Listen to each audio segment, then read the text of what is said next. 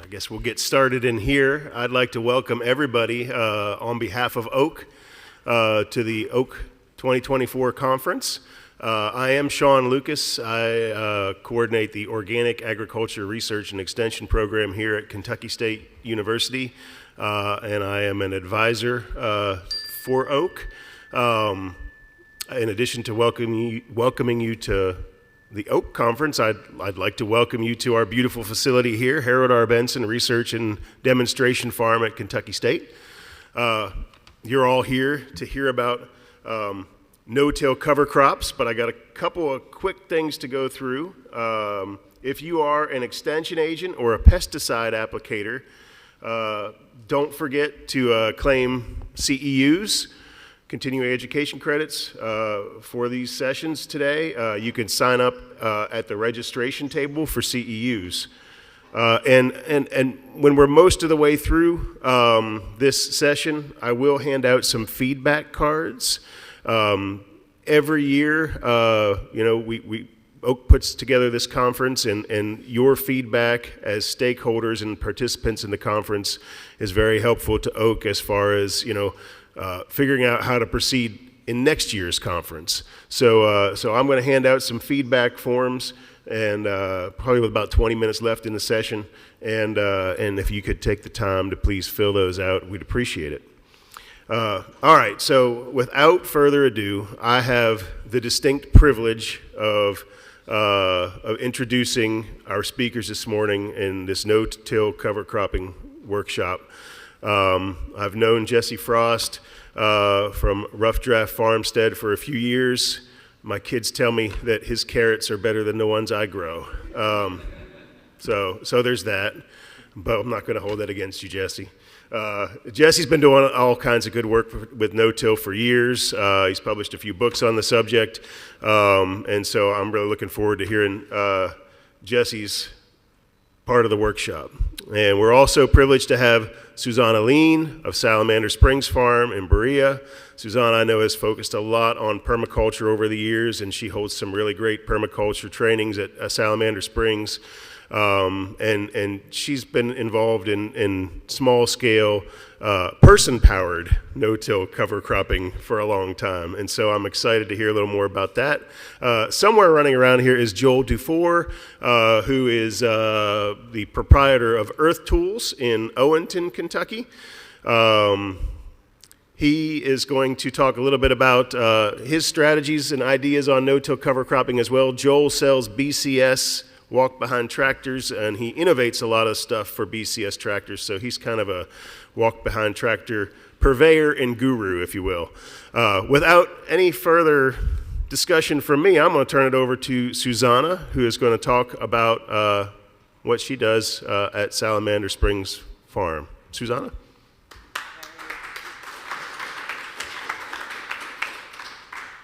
Thank you all.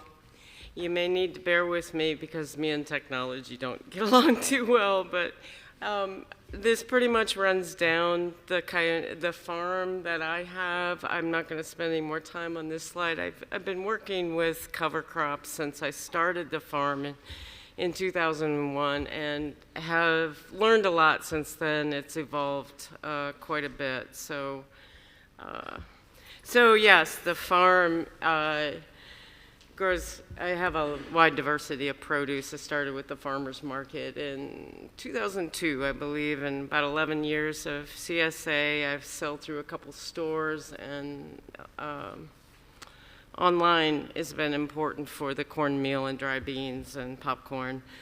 And producing seeds has been a bigger focus of later years. I've sold through Southern Exposure in Virginia since 2009, and recently started adding some landrace seed contracts. So that is more part of the farm, as well as, I guess, since the pandemic, I've been focusing on increasing on-farm workshops and events on the farm, and I'm doing more farm consulting.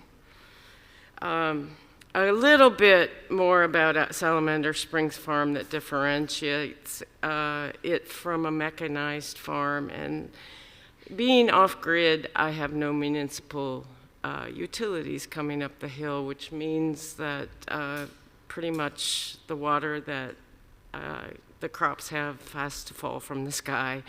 I have a 650-gallon cistern in the spring, gravity flow spring water, and some rainwater catchments, but I built a tiny house, so there's not that much storage there. And the other thing about no-till is that it is without mechanization, and so the extent of my tools are a scythe, a wood chipper, which I use for compost feedstocks, a weed eater with a brush blade, and the crimping equipment you'll see later basically is hack equipment made from salvage. So that just gives you a little perspective of kind of the no-debt philosophy that the farm has been run on, pay-as-you-go.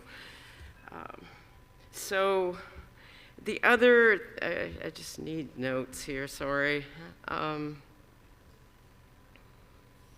The other thing I wanted to say is that there's very few outside inputs. Seeds would be the major input. Another is municipal leaves, which I gather from each fall. I do not buy in compost.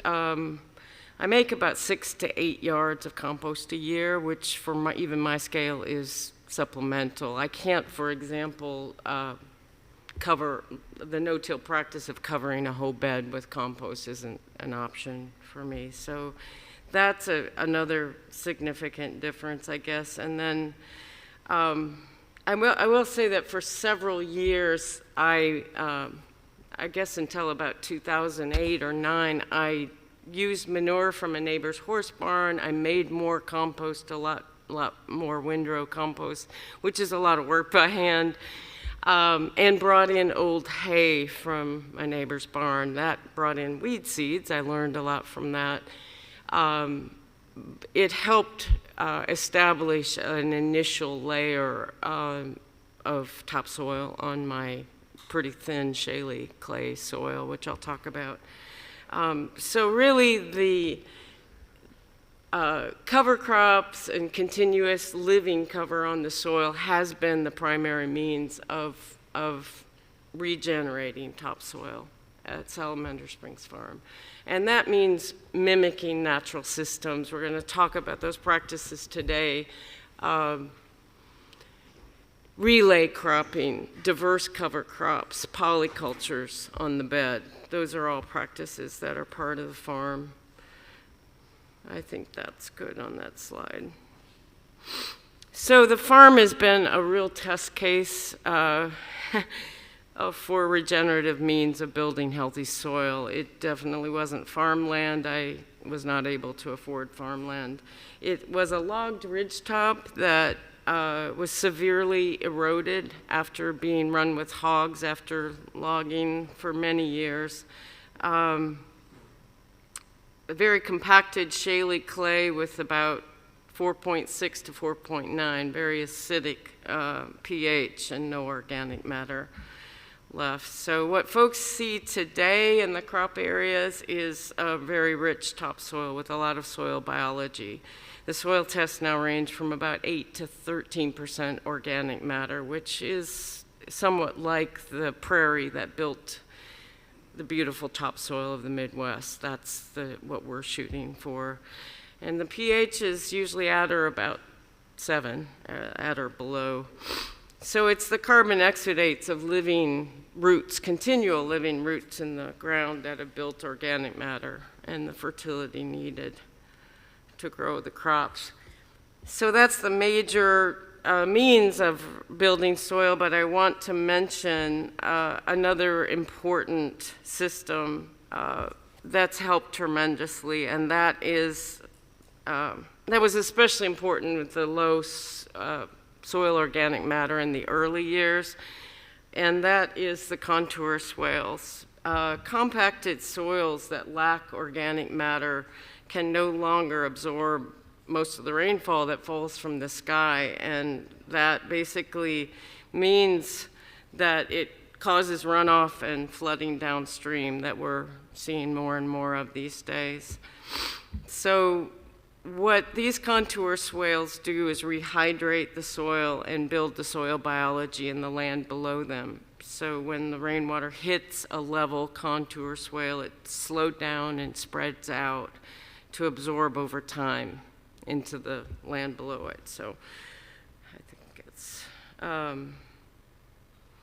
so the ones in these photos are dividing the fields at Salamander Springs Farm.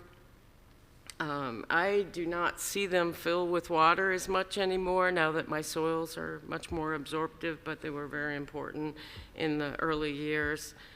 And I want to mention also that the contour swales of the permanent raised beds are laid out, are basically paths of the beds laid out on contour. So the market beds are also serving as a swale to capture water.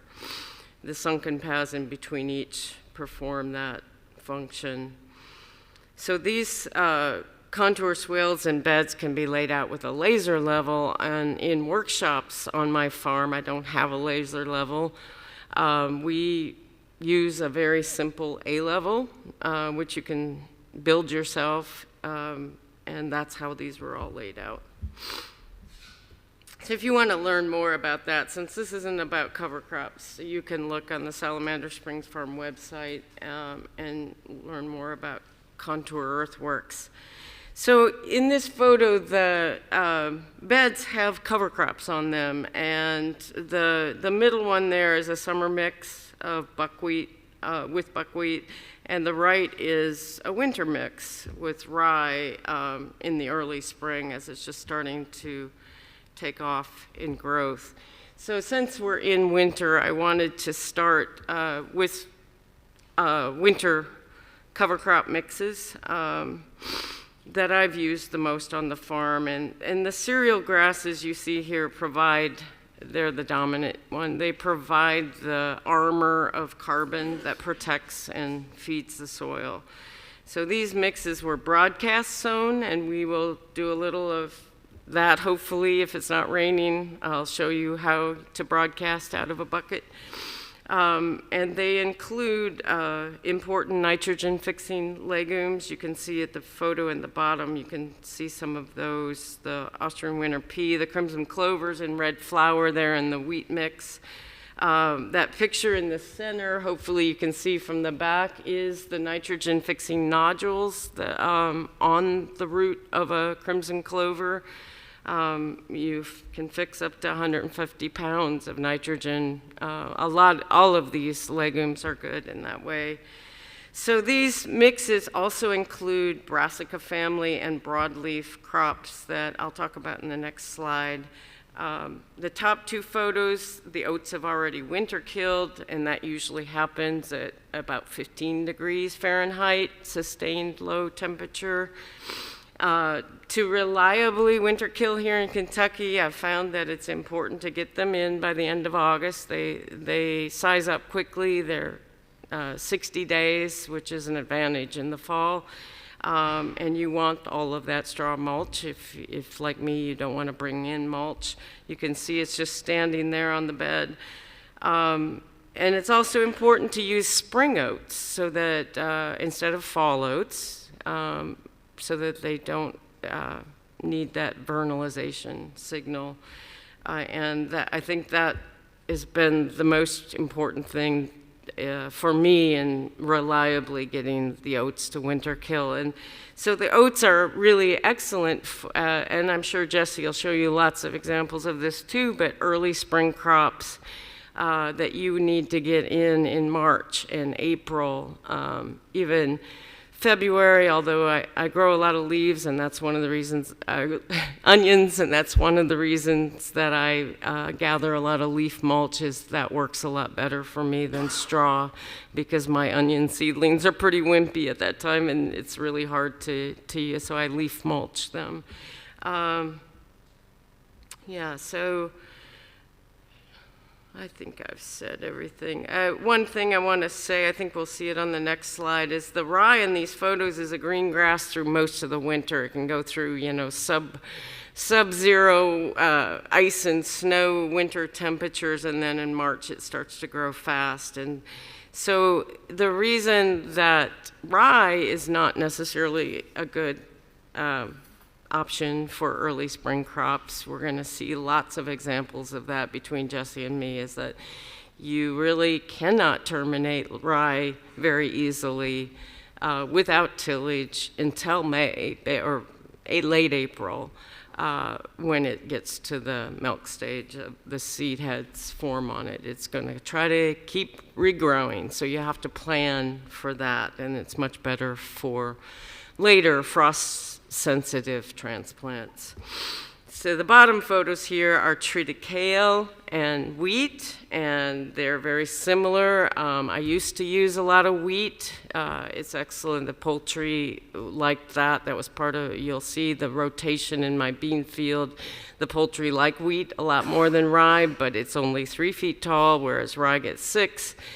That's a lot more biomass, so I favor it. I've in later years started using treated kale, which is a cross between the two because it's more stout and it holds. I have the opposite problem. I don't get the bean field in until early June, and the rye's already falling over. So the treated kale's a little later. It doesn't fall over as easy. It's about 5 feet high. So the bottom photos, like I said, you see the nitrogen fixing legumes in the mix, and I'm going to talk in the next slide about some of the other ways to diversify the mix. I can't hear very well. What'd you say? I think we'll wait till the end, yeah. Yeah, jot your questions down. I'm sorry, we should have said that before. I think that will work better. That way we can go back to it. Both Jesse and I will be up here to do that. So building a fertile soil biology requires a real diversity of plant types. A monoculture cover crop just isn't very good at that. We want to mimic the species diversity that we find in the native prairie, like I said earlier.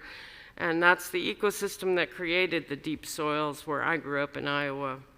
Of course, the 3 feet is down to 6 inches with tillage now, but once was an amazing resource. So our goal is to create polycultures with at least one to start of each of these 3 groups.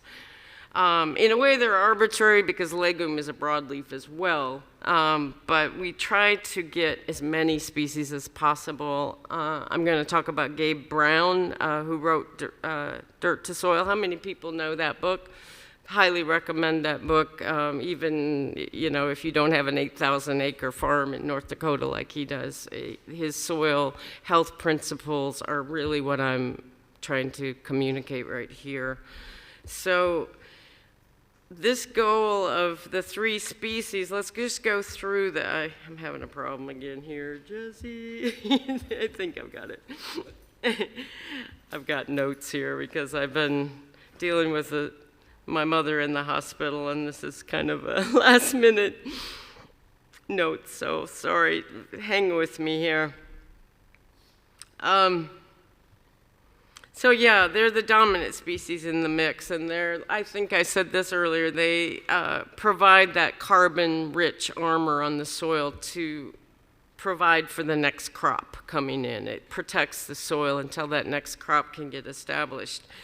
And you'll notice that I have heirloom corn and sorghum in this list, and we're going to talk about a Three Sisters polyculture here in a bit, and that's one of the lovely things I learned is that heirloom corn is one of the best, excellent building soil mycorrhiza. Soil biology relationship is excellent. Now that's not to be confused with GMO corn, which has exactly 0 relationship, provides 0 exudates. It's a very interesting fact for soil biology. So most of our food crops have a role in building soil biology, and you'll see that I've listed food crops on all 3 of these categories. And the legumes are probably the most well-known because their relationship with the soil bacteria allows them to fix nitrogen from the air. And these photos here in the center show not just the crimson clover that I showed on the last slide, but also I grow peanuts, another legume. You see the mycorrhizal relationship this bacterial relationship that fixed nitrogen on the roots of my peanuts. So thinking about polycultures of food crops as part of your cover crop mix is what I'm trying to communicate here. So in that mix there at the top, you can see closer, this is this time of year in January, you can see the legumes in that mix of rye at the top, and also here in the winter-killed oats. Still some kale. We're going to talk about the broadleafs in a second. In that oats mix, it may have actually been because the oats protected, the oats died in December with the low temperature, but the kale didn't because it was protected by the standing oats, because kale usually goes down at the same time. But yeah, so the broadleafs in the mix, buckwheat is the most common. We're going to see a lot of examples of buckwheat used in a summer cover crop mix.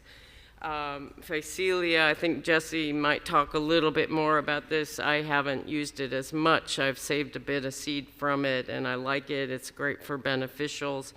Something that both of us do is use extra seed that we've saved of a lot of food crops and herbs. Chia is something I save a lot of seed from and eat. Flax is very kind of wispy and doesn't compete for sunlight, so it's a great one to throw in the mix. I've got some of those here today, and I'll show you just like the proportions of how you broadcast sow different crops. For example, the daikon, many of you are very familiar with daikon. It's also called tiller radish, and the local people consider it really good for going down and breaking up the hard pan. That is something you don't want to sow a ton of in your mix. You're just sprinkling and imagining the huge leaves it forms until it dies back in, sometimes as late as January, but I'm usually harvesting daikon out of the fall sown winter mix until it dies, and then when it does, it allows an amazing amount of organic matter to go down into that deep soil profile it's created. So that's the reason it's called that. So there's two food crop groups here that are quite important, or that I feel like a special note should be made, and that's the brassica family. I'd say especially the mustards. The studies have shown that they have a relationship. Let me look it up. Sorry. Yeah, so their soil exudates have been shown to suppress soil-borne diseases. And it's true of many members of the brassica families, but the mustards are most potent. But that's just one thing we happen to know. There's many things that we haven't yet learned. Another thing that many of you know is the umbels. I've mentioned cilantro, but parsley is another one that the seed doesn't say, like if I have extra parsley seed, it's one of those that doesn't carry over very well. Carrots, parsley, all of those umbels don't have a long seed life, so I'll throw them in the mix. Cilantro, I pretty much don't have to. It self-sows everywhere for me. I might shake the seed pods around. But yeah, so dill at the right time, whatever you have to diversify a mix is what I'm trying to get at. There's a lot of flowers. I throw flower seed. I don't process zinnia seed very well because it's hard, but I'll throw it everywhere. And it comes up with the chaff on it, so that's fine. Yeah. So too much time on one slide here, I know. Oh boy, here we go again. Click and then go. No. Just see, I can't get it to move again. It's like going to sleep or something. Here, let's do this. Okay. Hold on, let me get this Yeah. slide there. Okay, there you go. Is that it? I don't know why it's doing it, but yeah. Yeah. So I believe that we become more committed. You saw all the benefits, and many of you are here because of the benefits of cover crops. But we become more committed to making that transition, even when it's a little harder in the early years, when we really understand what happens when we till. And so I want to just take a little bit of time here to talk about that and what it costs us, literally, in our dependence on purchase inputs. So when a bare soil is left exposed to the air just for a few days, even with minimum tillage, the organic matter is very quickly oxidized from the soil. We're losing the soil's natural fertility while it's contributing to carbon dioxide in our atmosphere. So this bare soil also overheats quickly. And at 85, this is from Gabe Brown's book, at 85%, at 100 degrees Fahrenheit, of 85% of the soil moisture is gone, not available to the plants anymore. So without the pore space of organic matter holding soil, or holding water in the soil, there's really nothing left to absorb rainwater that comes down as well. So compaction and hard pan become issues because of tillage, and they continue as we till. So I've seen it even with very minor tillage on my farm, organic matter levels dropping. Now my organic matter levels are very high, so I can play with that, but it's a real thing, and it's ongoing, an ongoing daily thing. So when hard pan and compaction become the reality, most land is pretty much like a parking lot. It's not much better than a parking lot, and I talked about that when I was discussing the contour swales, but water can infiltrate, so it just runs off downstream. And our national average of soil erosion is 4 tons on each acre each year. But Kentucky's average is much, much higher than that. And the floods in eastern Kentucky in '22 took almost all the topsoil off of many farms. It was devastating to see. So the photo at the bottom there is also from Gabe Brown's book, and it shows the aftermath of a flood event in Missouri. On the right side of the road, you can see standing floodwaters. That is a conventional tillage farm where there's nothing but oxidized, mineralized, meaning it's down to just the clay. That's basically what we have in Kentucky. If we were on the beach, it'd be sand, but all we have left is the mineralized portion of the soil, and it's like plaster. I use clay plaster on my natural building. It's a lot like that, our soils. So the farm on the left has been managed for several years with no-till cover crops. And so that you can see the difference. The soils are absorptive. I don't know if you can see that in the back. Do you notice the difference? Yeah. So, and this is, basically whether or not you're farming 8,000 acres like Gabe Brown or a small farm, that tillage on any level is going to do that.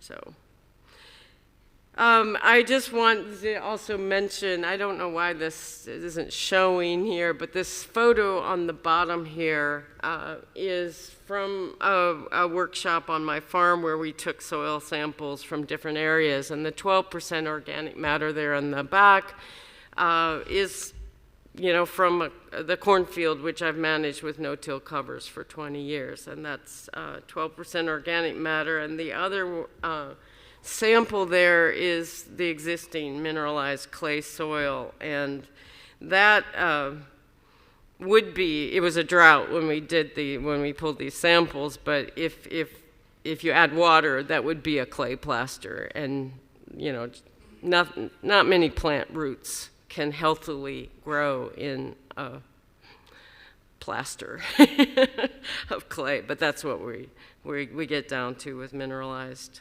soil. So in the end, tillage costs us a lot more money and dependence on inputs.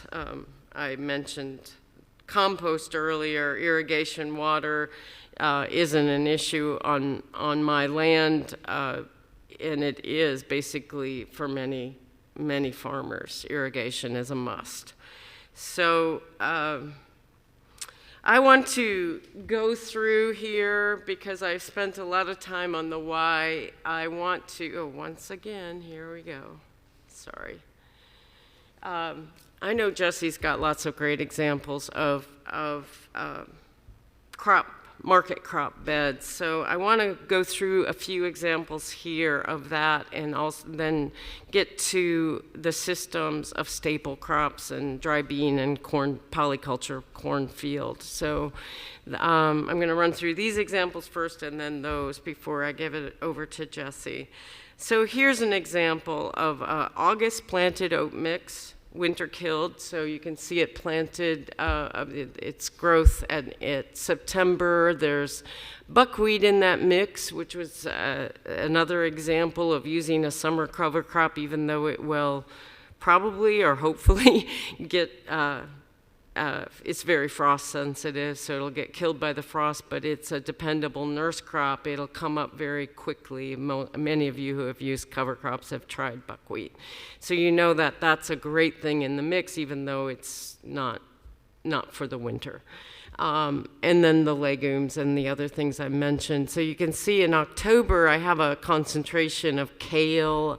You can't see it there, but on the edges of the bed, there's also not just kale because it's so healthy in a cover crop mix. It's very nutritious and tasty. I've noticed it's very happy.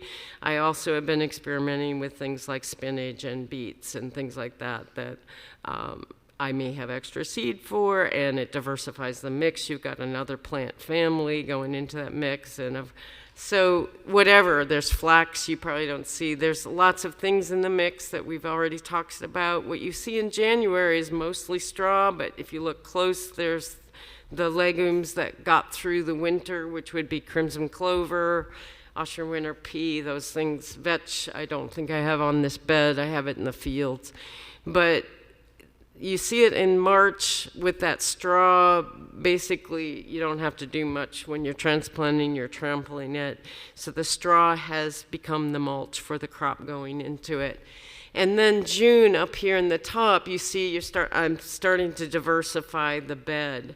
And it's mainly brassicas, cabbage and collards and broccoli, and then there's chard and parsley on the edge. There's some extra onion seedlings from the bed next door.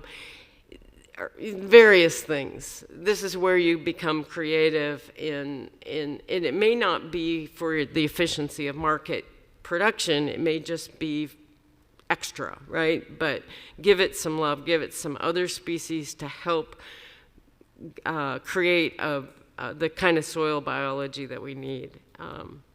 And we don't even know what they all do. So here's the same type of a mix. I think the oats weren't quite as big out in this area, but it's also an oats mix that winter killed. Crimson clover and Austrian winter pea dominated.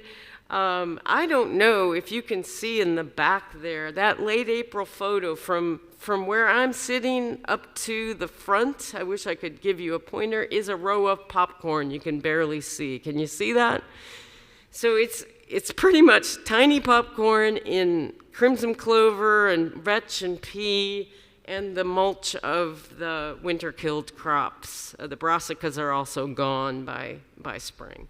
So the oats provide enough mulch to get that popcorn through, and you can see the residue as the popcorn takes over in late May. And this is when you're planting. You can maybe, if you look close, see the beans already planted at this point on there. We're going to talk about the polyculture corn and the cornmeal corn in a little bit, but popcorn's the same. I don't put pole beans on them. I put pintos that have a little bit of vininess because it's too much for popcorn. It's very short. So the reason that this popcorn is planted in March, or in April, not March, It's a flint corn, it can take it, but I save seed from both the heirloom cornmeal corn and the popcorn, and so I have to keep isolation in time. It has to be at least a month. Sometimes I'm even detasseling this popcorn. So it has to be something that is ready to plant in April, which rye is not, unfortunately. So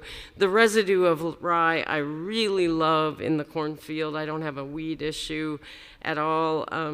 I think 20 plus years of no-till has pretty much made weeds a non-issue for me, which I say that not to brag, but to encourage you that you have to wait and stop bringing, like I had to learn not to bring hay in.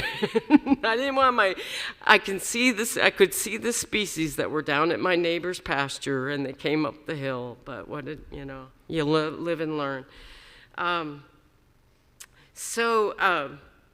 Yeah, I think that's it for this slide, yeah.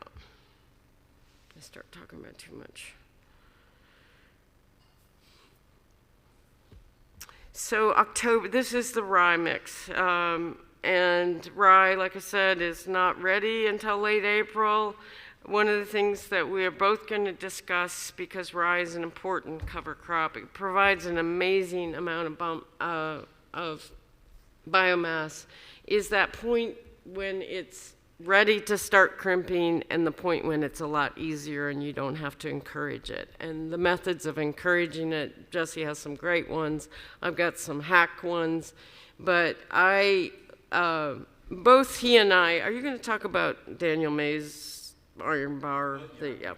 So I often don't have two people on the farm at this time of year, so the iron bar method of crimping that Jesse will talk about is something that we learned from Daniel Mays, he has a great book too that's in the resource page at the end of my slideshow, and Jesse's book, do you talk about it in there as well? Yeah. So my method is, it's out there with the other equipment that we have outside when we go out later, outside the door, is a 6x6 piece of post. I think this is actually a 2x3 or something, but it basically allows me to roll a bed, maybe a 50-foot bed, in about 10 minutes. So, and that I like better, even when I have two people, than the iron bar method, because I find I'm always stooping over to make sure that the rye mulch stays on the bed and doesn't go into the path. So.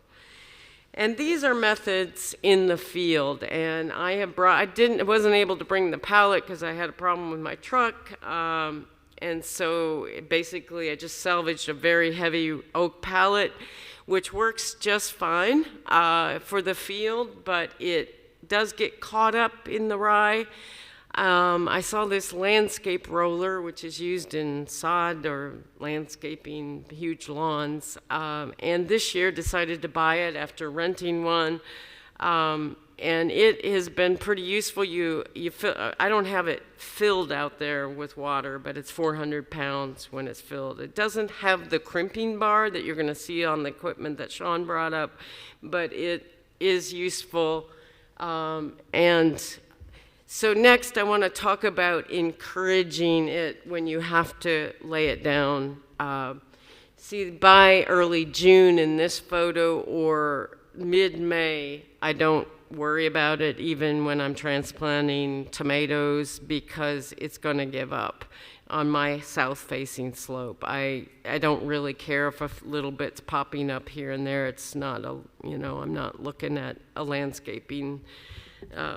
It doesn't have to look pretty, but as long as it doesn't compete with the photosynthesis of the crop following it, I'm fine. It just gives up after a while.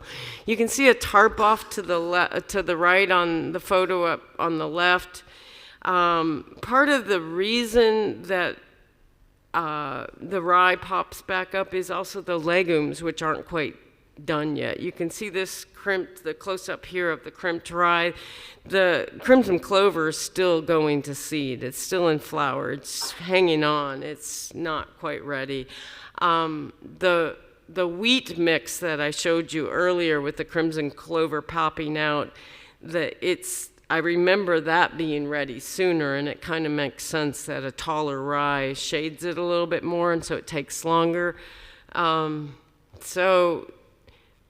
Wait, I thought I had I guess I could have reversed these slides. Let me just say that these are iron bars that I use for staking tomatoes, and so they can also encourage it. And we're going to talk about tarps on the next slide, but the tarp I have there is a scrap. I actually have several scraps. Some of them cover 3 beds, some of them cover 1, depending on the needs. If you want to tarp it, I like, for my purposes, to have it small. Even in the field, I move it down because it's just really difficult to move a big tarp. This is a workshop on the farm where we had just crimped to bed, and that is late May. So, issues with the tarps. Jesse, do you have this in your slides as well? Okay. Well, I'll skip through this. So basically, occultation is the black tarp. It takes longer. Heat, like a greenhouse, is the clear tarp method, but it's dangerous, in my opinion. I leave it on, basically. I've left it on as long as a week. It depends on the sun. But you want to monitor the soil temperature. When you have a very thick sandwich of rye, like I do, I sow my rye very thick. So it is a lot of mulch on the top, and heat rises. So it will turn that rye brown, and your soil temperature isn't getting too hot. But it really depends on your spring. And so I like this photo up top, the 2 beds to the right where I wrote 4 hours of sun, that I had moved the tarp off of those 2 and just left it on the top one for, 2 sunny days. You can see the difference, but it's still, to me, that's still manageable to transplant things into, like peppers and okra and eggplant and tomatoes. What else can I say about this? This is mid-May, no tarp. So this is part of the cornfield. You can see that was 3 sunny days, and this was a little later. I had planted up to that. I move a smaller section ahead of me. It might be an afternoon, a sunny afternoon, but just to make it more manageable, we're going to talk about how the rows are formed with a brush blade in the field.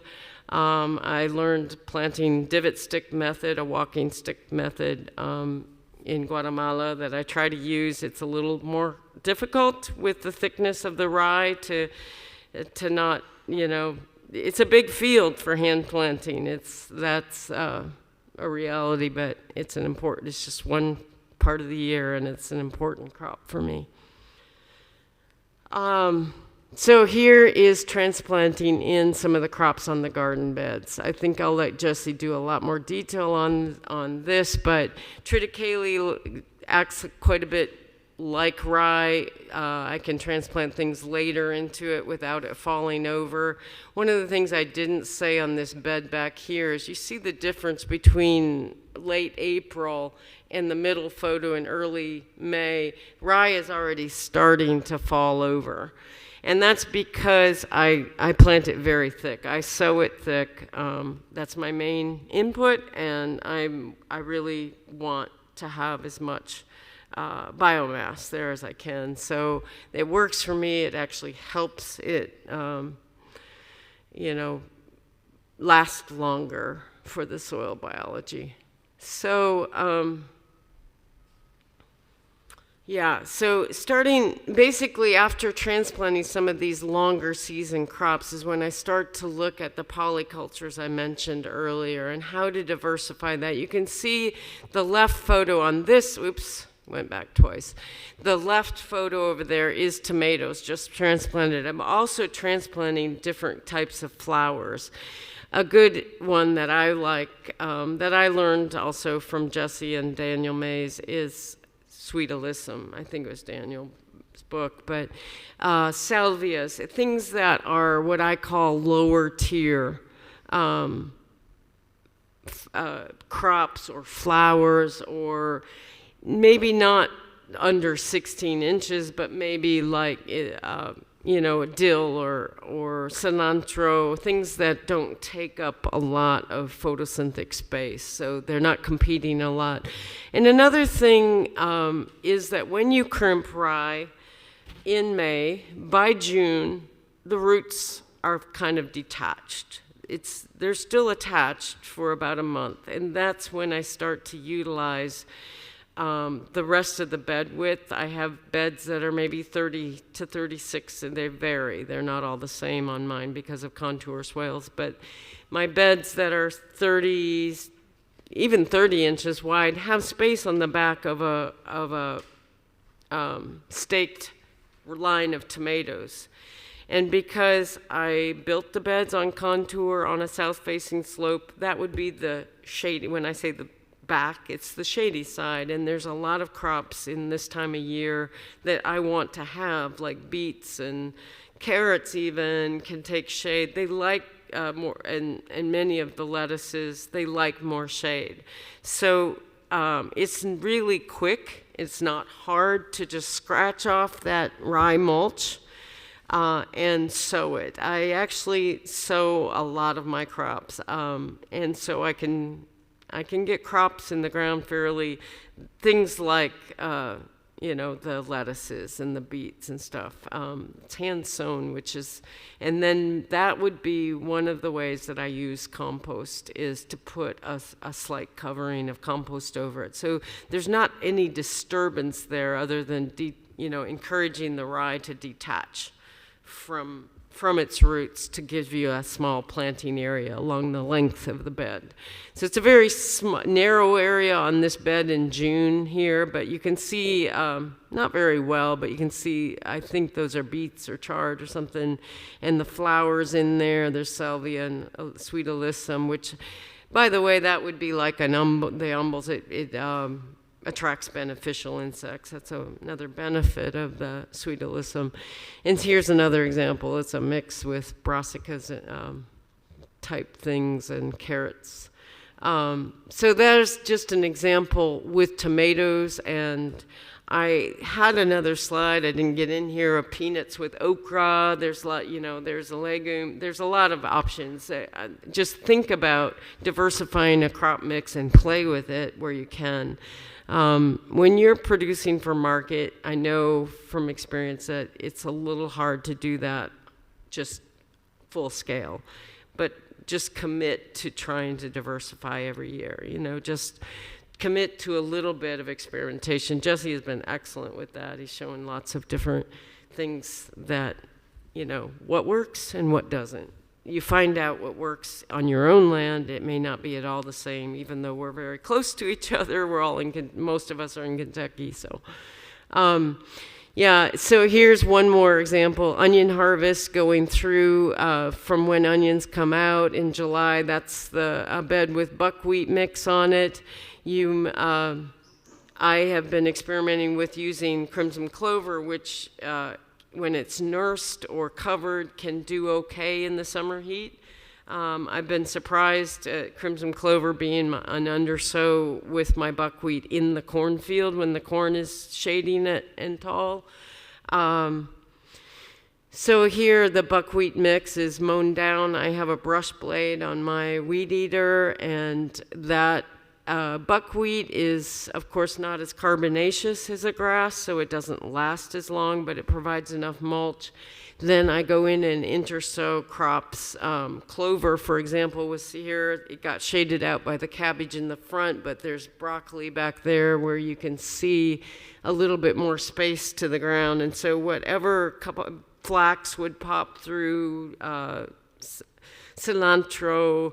One advantage I have to say of my soil, which is maybe hard to imagine because I wasn't doing these things in the early years when my soil was not friable. I can sow things and know that they'll come up. It's really, I don't have to waste time with, a seeder or anything. So I feel privileged in that way, that my soil is so alive that I pretty much can just throw seeds down the way the prayer does. I have to remember that because it wasn't always that way. So I wanted to include this just because the rice paddy is an important example. This, for any of you, we have one person in the room, Brian, who is doing a lot with rice, but some of you may have heard of, what Southern Exposure calls this Carolina gold. I like to call it African gold because that's where it really came from, but it has an amazing biomass. It is like 7-8 feet tall when it's ready to go to seed. So it's a self-mulching thing. Right now it's just like, providing an amazing cover until the next year. And then during the summer, the water and nitrogen fixing duckweed cover provide that weed suppression. So that's a diversification. That would be the nitrogen fixing. I am experimenting. I have water chestnuts and different things I'm experimenting on with that. I'm not an expert with rice. I've only been doing it for 4 years, and it's a small paddy. I'm still trying to dig a bigger one. So I just wanted to mention that. So cornfields, I'm going to run through these and give it over to Jesse. The bean field and the cornfield are similar systems, but there's some differences. You've seen the photo on the left before.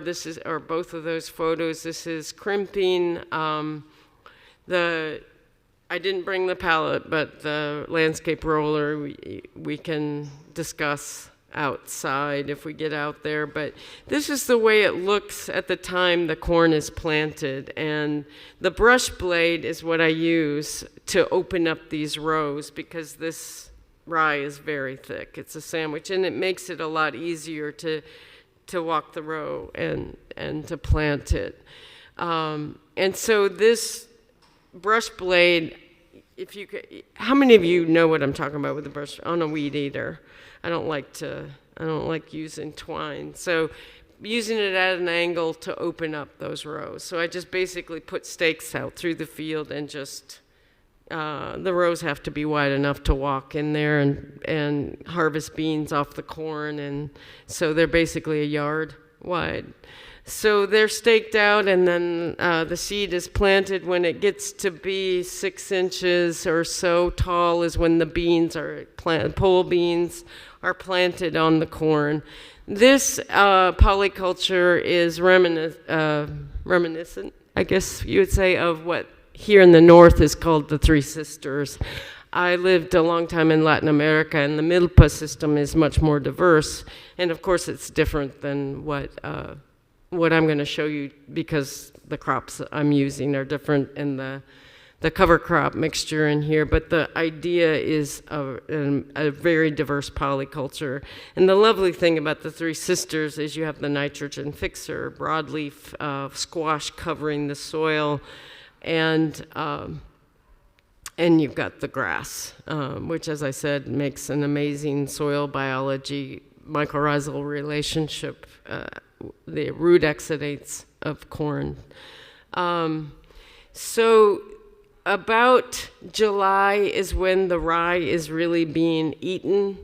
I call it the soil life is the living biology of the soil eats, and it's being fed to the soil, literally. And so that's when the rye mulch starts to get a little bit thin.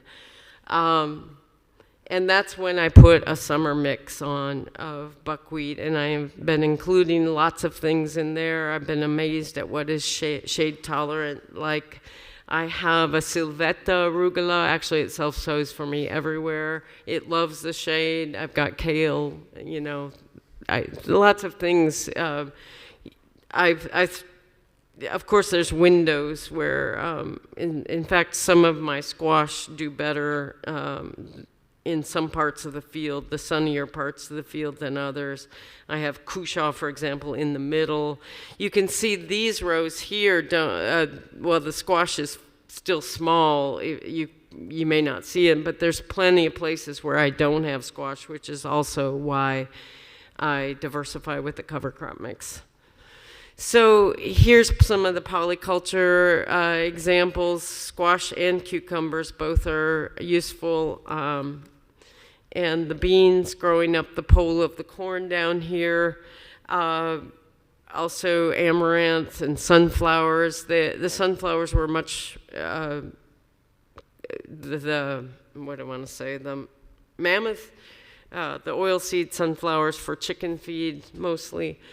And this is seeing that cover crop die back toward the late fall, and the way it looks as the season goes on. But you can still see the rye under there, but it's thin. So you want to get, basically when sunlight is hitting the soil, that's what weeds do. They protect the soil. Weeds are coming up, so you're trying to do the job for them with something that's useful and manageable. And later on, now here's a row that has tons of probably turnips and daikon in it, taking over as the corn dies back, sunlight's coming through. You can see the beans again everywhere. These are just some pictures of at the point of corn harvest. We have a big corn harvest party in October. Some of you have been out for it. And the pole beans are safe for seed.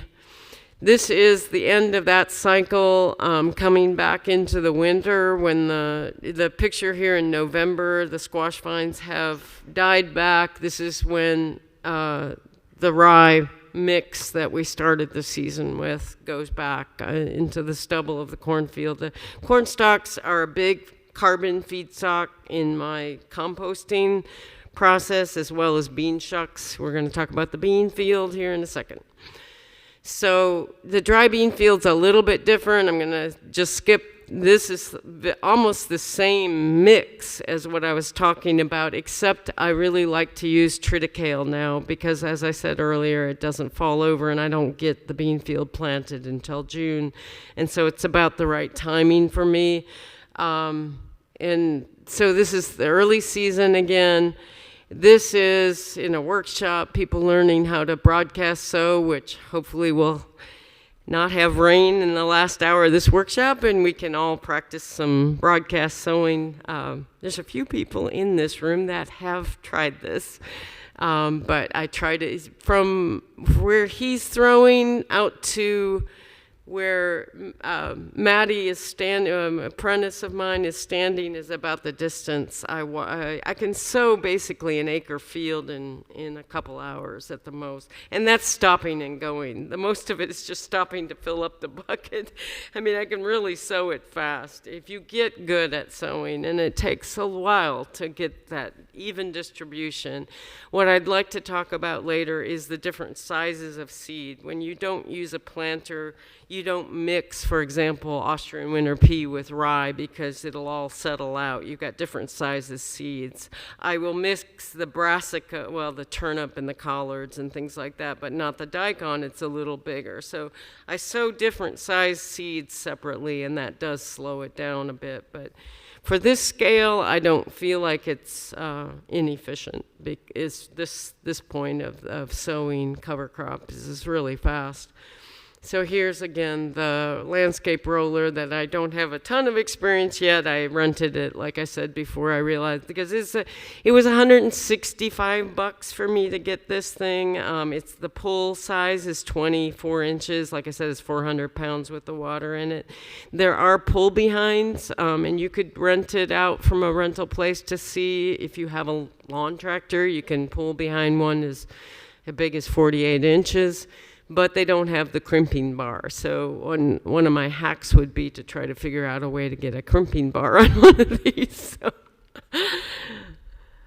So because I don't want to take a lot of time for details here, I feel like this Cornell article that was done about my farm a few years back is a really good way for you to get the nuances of the cycle, and it's posted or linked on the website. There's a farm systems page, but I was on a no-till panel for Cornell in 2018, and they did that article in their Small Farms Quarterly.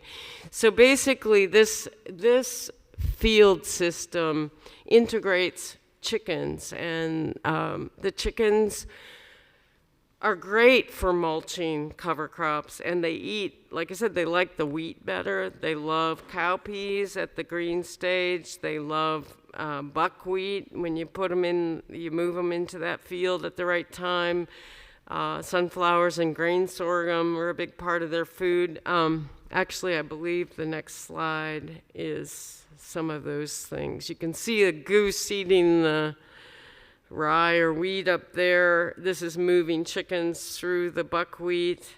And this is a mobile system with the netting and a mobile coop. I think you can see the coop. No, you can't see it in that photo.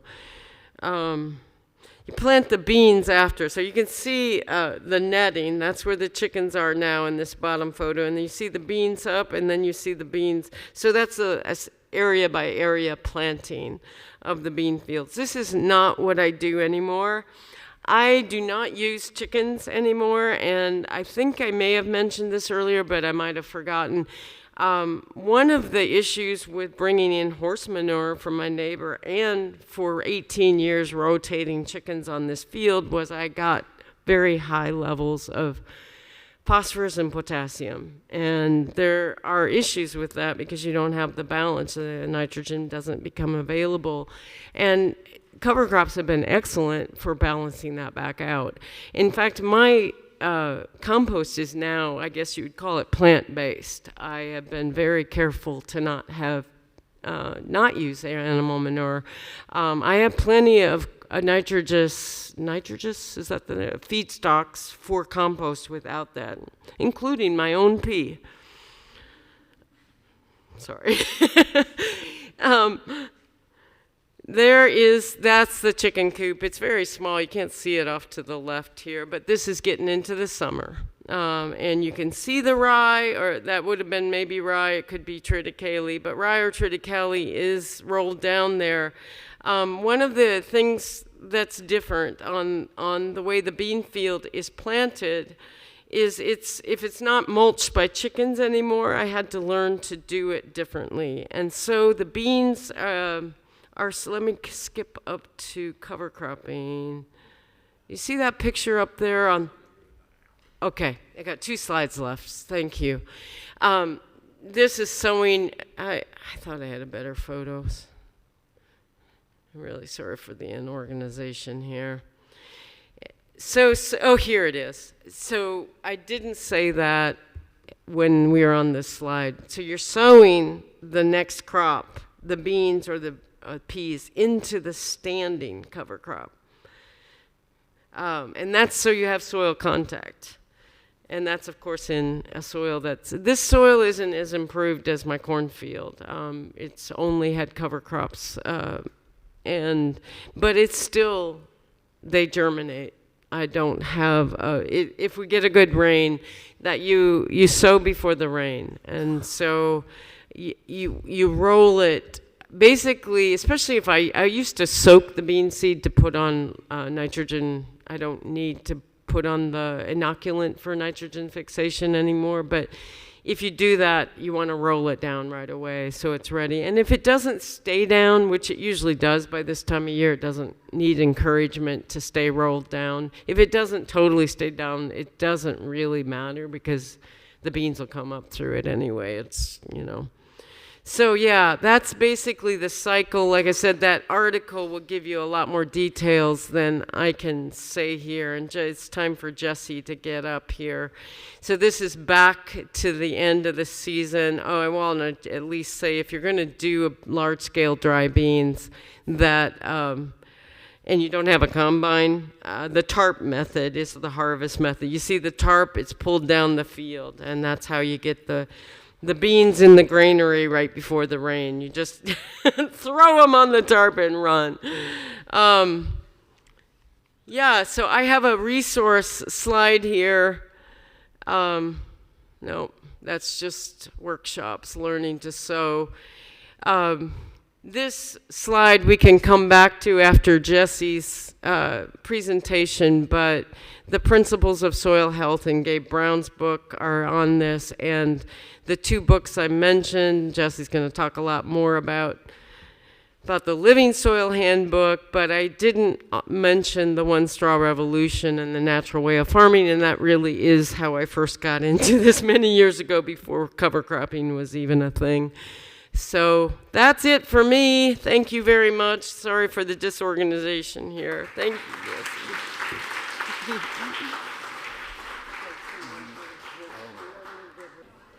All right. So I could watch Susana talk all day, every day. I love her farm. It's like one of my favorite places that I've ever visited. I remember the first time we went there, I was just stunned. I was, well, the farmers I was working for, interning at the time, Eric and Cher Smith at Bug Tussle, are amazing farmers. But they farm differently. It's more like row cropping. That's how I learned to farm. But then when we went to Susana's, it was like aspirational. It was one of those moments like, this is what I want to go, where I wanted to go. And that would have been, 2010, maybe? I don't know, it was a while back, yeah. So anyway, we're going to talk about cover crops on our farm, and this may be good for you to see it from the vantage of we just moved to the new property you're going to see a lot on in 2020. So our soil is certainly not to that point on this new farm at all. But this is how you get there. That's the idea, is that I want to give you some idea of how to get to the point when you can toss seeds in your soil and not worry about having a big weed problem. So Susana kind of already went through some of the benefits of cover cropping, but just to kind of reiterate. And also, I should just say, I didn't put a slide in here about it, but they mentioned the book a couple times, the Living Soil Handbook. I go into a lot more detail on how to use cover crops and terminating cover crops and all the different details that are involved. There's only so much you can cover in a couple hours. So I'll do my best to fill in some of the nuances here, but there are a lot more details in very specific details that would not be very fun to present, like numbers. So anyway, those things are in the book. But anyway, basic stuff with cover cropping, enhancing soil respiration. Just if you're building your microbial biomass with all those root exudates pumping into the soil, you're going to increase the mass of microbes that you have in the soil, and the soil's ability to breathe. All of those things are really important. Keeping the soil in place and fed between crops, obviously. Photosynthesis is how we feed the soil. I always say it, but if the soil is not being fed, it's feeding on itself, right? So if all that carbon that you end up pumping into the soil, no matter what crop that you're growing, at the end of the season, if you just let it go fallow, or if you just let it go bare fallow, you're going to lose a lot of that carbon that you spent all season building, even if it's with production crops. You're still putting carbon in the soil, but if you're just letting it sit there bare, then it's going to eat itself. It's going to eat the organic matter. And it can act as a mulch. Can is an important word there we'll talk about, and Susana touched on it. By the middle of July, sometimes you lose a lot of that because of the climate that we're in. We're semi-subtropical here in central Kentucky, and what happens is that mulch will go away, be consumed. So build soil organic matter, obviously, in many different ways, and it increases nutrients for the subsequent crop, right? It's kind of stealing with cover crops. You get this crop going, and it's got all these microbes. It's putting all these exudates in. The microbes are making all these nutrients available, and then you're like, psych, and you kill the cover crop, and then you use all those nutrients for the next crop. So don't tell the cover crops that we talk about them that way. But and then they occupy children really well. I don't know how many of you talked about or were at our talk last year, but last year we started a garden for our little boys. And I asked them what they wanted to grow, and immediately they were like, cover crops. They just love playing in the cover crops. Don't we all, right? So where cover crops work well, they work well here, obviously, but areas with moderate to high rainfall, if you came, I don't know where anybody came from, so if you came out west, they can be a little bit more complicated when you're having to irrigate and those sorts of things. They work on all soil types. Obviously, if you're working on sand, you do have to think more about that germination. You can't treat a cover crop like it's just going to do its job for you. You still have to treat it like a crop. It still needs moisture to germinate. It still needs the right temperatures and all of those things. Works well on medium to large scales. So in a situation, Susana had mentioned like, using compost to start your no-till system. That's great if you're doing it on like half an acre, quarter acre, eighth of an acre, whatever. But if you're doing 5, 10 acres, like it's not really an option. So cover crops are an option to get into no-till on a larger scale because it's affordable. Seed is relatively cheap. And it's, you can go straight from a tilled field to start that cover cropping process that gets it more into no and low tillage. And it works with most crops, though direct seeded crops are more complicated, right? Like when I talk about direct seeded crops, I'm talking about carrots, radishes, those sorts of things can be a little bit more complicated when you're using a cover crop because you have this thick mulch there. And most climates have compatible cover crop options. So like if you go further south, I talk about, one of my favorites is to use is Sesbania. But if you go down to Louisiana and you tell them you're using Sesbania, they'll look at you like you're crazy. Because it's a weed there. It becomes, it can be invasive.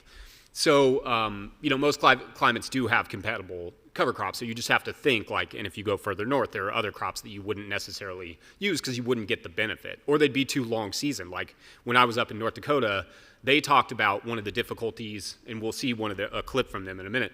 Not at Gabe Brown's farm, but at another farm called Minokan Farm. And they talked about the difficulties of using cover crops because their cover crop, like their rye overwintered cover crop, even if in successful stands, isn't ready to terminate until like August there, at which point their season is, 70% over. So like it's really difficult for them to use them in certain circumstances. You'd want something that's going to grow faster and die faster. And great for expanding into new areas with low capital investment. Like I said, it's easier for those sorts of larger seasons. Like I said, I do this for my own notes just to make sure that we don't miss anything. But if you have very short seasons, cover crops can complicate things depending on how you're terminating them because they cool the soil, right? So like I see a lot of people, for instance, using straw or hay or something up in Canada early on in the season and then trying to plant in that and not necessarily having great results.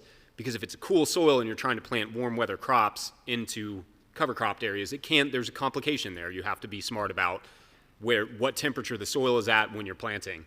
And so that's not just regional, but that also can be for us here in Kentucky. Like one of my first experiences planting into cover crops was with a rye vetch crimson clover mix that farm I mentioned, Bug Tussle Farm. And we just smashed that down with basically everything we had. And then we just pulled the rye apart, dug holes for our tomatoes, plopped the tomatoes in there that, tomato transplants, so they were probably 16, 18 inches tall, and plopped them in there, covered them back, and then later that afternoon and the next day, they were like yellow and, they had, basically the soil temperature was too cold. They did fine. Actually, it was a great stand overall, but there was a moment where we were like, we just killed our entire tomato crop. So it's one of those things. You do have to be conscious of it. It ended up being a good stand overall, partially because they're just good at their soil is great. They do a really good job with it. But also, that's just something to keep in mind because it could make your crop more susceptible to disease or something if you slow it down that much. And then, again, farms with a lot of direct-seeded crops, that does complicate things. So I usually present this without the arrows first. I don't know why I didn't. It just makes it a little bit, you have to use your imagination. But basically, this is our farm. Our farm is Rough Draft Farmstead. We're not like 15 minutes from here. It doesn't look like this right now. It looks like mostly wet. But we basically divide it into two different sections. So in total, it's about 0.8 acres. So that's 4/5 of an acre. We probably are actually going to cut out a bunch of it this season, but we are, because we're basically, I'll explain this in a second, but basically these are our slow rotation plots. So that would be like potatoes, sweet potatoes, popcorn,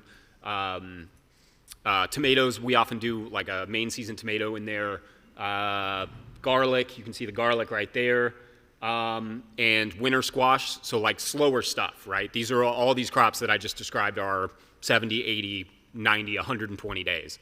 And so we separate those out here, and these are all our high rotation crops. So that's like lettuces, carrots, radishes, arugula, etc. Like this is 3 carrot beds here. We do a lot of squashes, so there's some early zucchini there, later zucchini there. All of our onions often end up out here, which seems weird, but we plant those so early that by the time they're out by June or July. But yeah, so basically that's like faster stuff. So 60 days or less usually comes in here. And we do use cover crops in there. Like this whole plot actually was really, really wet. You can see, like we have drainage issues on this new farm. They just came with the farm. I didn't ask for them. It was just one of those things they threw in for free. So you can see how wet it is right there. This whole area is just really, really wet. And so we were using cover crops to help us get through that, and we did, but ultimately I've decided, just because it stays so wet all the time in that spot, to turn all these beds downhill, but that's for a different time. But using cover crops essentially to just heal that spot, give it a little organic matter, raise those beds up, and it worked. It's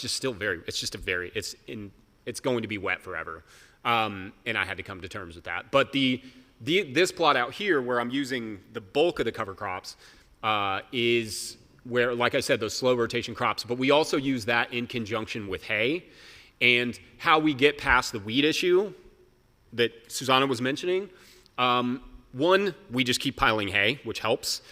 Two, when we're needing to use a cover crop, we use like a fast rotation of cover crops. So like maybe we'll do a buckwheat and then we'll do like a ryegrass or something like that, just to kind of outcompete those weeds. But then the third thing is we'll use tarps, and that just eliminates that weed seed issue for the most part. And so it's not that there are no weeds out there, but we just don't direct seed into those. We're usually pulling that mulch aside, putting the crop in, and then covering it back and adding extra mulch. Or at the end of the season, we'll pull that mulch all to the pathways, sow a cover crop, crimp it, put the tarp on to kill it, and then plant into that. Like this was killed by, we'll see closer up pictures in a second, but that was all killed by a tarp. And those are tomatoes there. And so, and that's actually that. That was actually that same exact plot with winter wheat back here. And then, so these are the crops that we use. These are the ones that we focus on. And as Susana said, like this list changes all the time. Like we'll throw in crops, like crops that we grow, extra seeds that we have at the end of the year. We do that smartly though. If you do have to think a little bit about how those crops would be terminated. Because if you're throwing in, I don't know, something that's going to live all winter, like a chicory, for instance. Oftentimes we have extra radicchio seeds because it's weirdly cheap. So we end up having, like, that's not one I often throw in my cover crop mixes because chicory can be kind of hard to get rid of with the roots. Great for the soil, but, if you need a fast crop in the spring, it can be a little bit challenging. So we have, I kind of divide it between these three seasons, or these three types, I guess. For summer, we use a lot of buckwheat to hold place. So like, I'm going to give a couple examples, but like one off the top of my head is we had some beet transplants that were going to go in after some carrots. So we pulled the carrots, but the beet transplants still had about 2 weeks. So I threw a round of buckwheat in there. Buckwheat got about 6-8 inches tall, killed the buckwheat. Buckwheat's super easy to kill. And at that stage, you can do it with just about, we mowed it. And that was it. That's all it needed. And then we transplanted the beets. So it was a good placeholder for a couple weeks while we didn't need that bed. So that's one of the ways we use it. Summer mixes to prepare for garlic. So that would be like, I can read it a little bit down here, a bit easier. Include that's like sun hemp, sorghum Sudan, like I mentioned, sesbania. Those are great for in preparation for garlic in the fall. So those are ones I would use in that slow rotation area. Corn, like Susana said, corn's great. I have a bunch of extra popcorn from last year that is basically like our main summer cover crop for this upcoming year. So like I don't always do that where I try and grow a lot of extra seed for myself to use as cover crop, but it just like occurred to me last year how easy popcorn is to grow, and and then worst case scenario, like you have a snack. So like, so that's one of the things that we are going to use a lot in this upcoming year.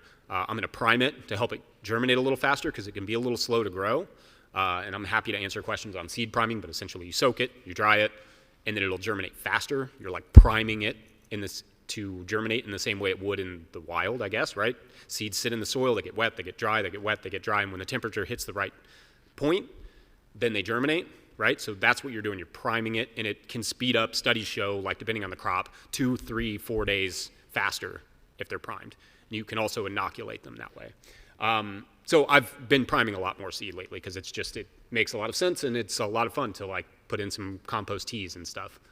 And then for overwinter, that would be like your rye vetch, Austrian winter pea, crimson clover, winter wheat, lacy phacelia. This one comes with an asterisk because it's, to get it to flower, you really either got to plant it in the late winter or you can plant it like in December sometimes, and we've had some that's done okay at overwintering that way.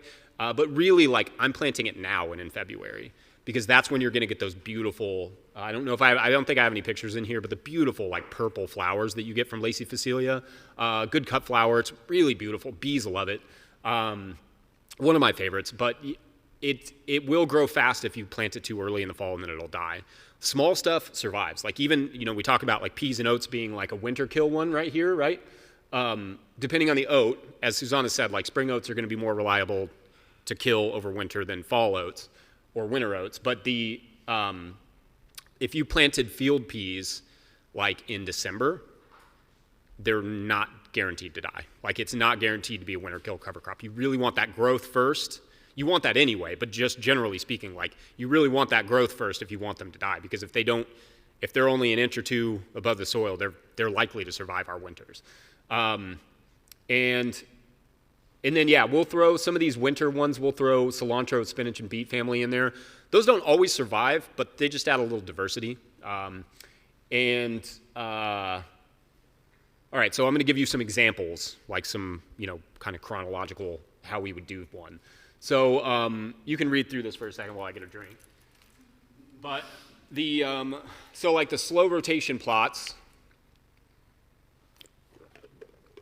here's a basic example. We may use like a summer cover crop like that, sorghum Sudan,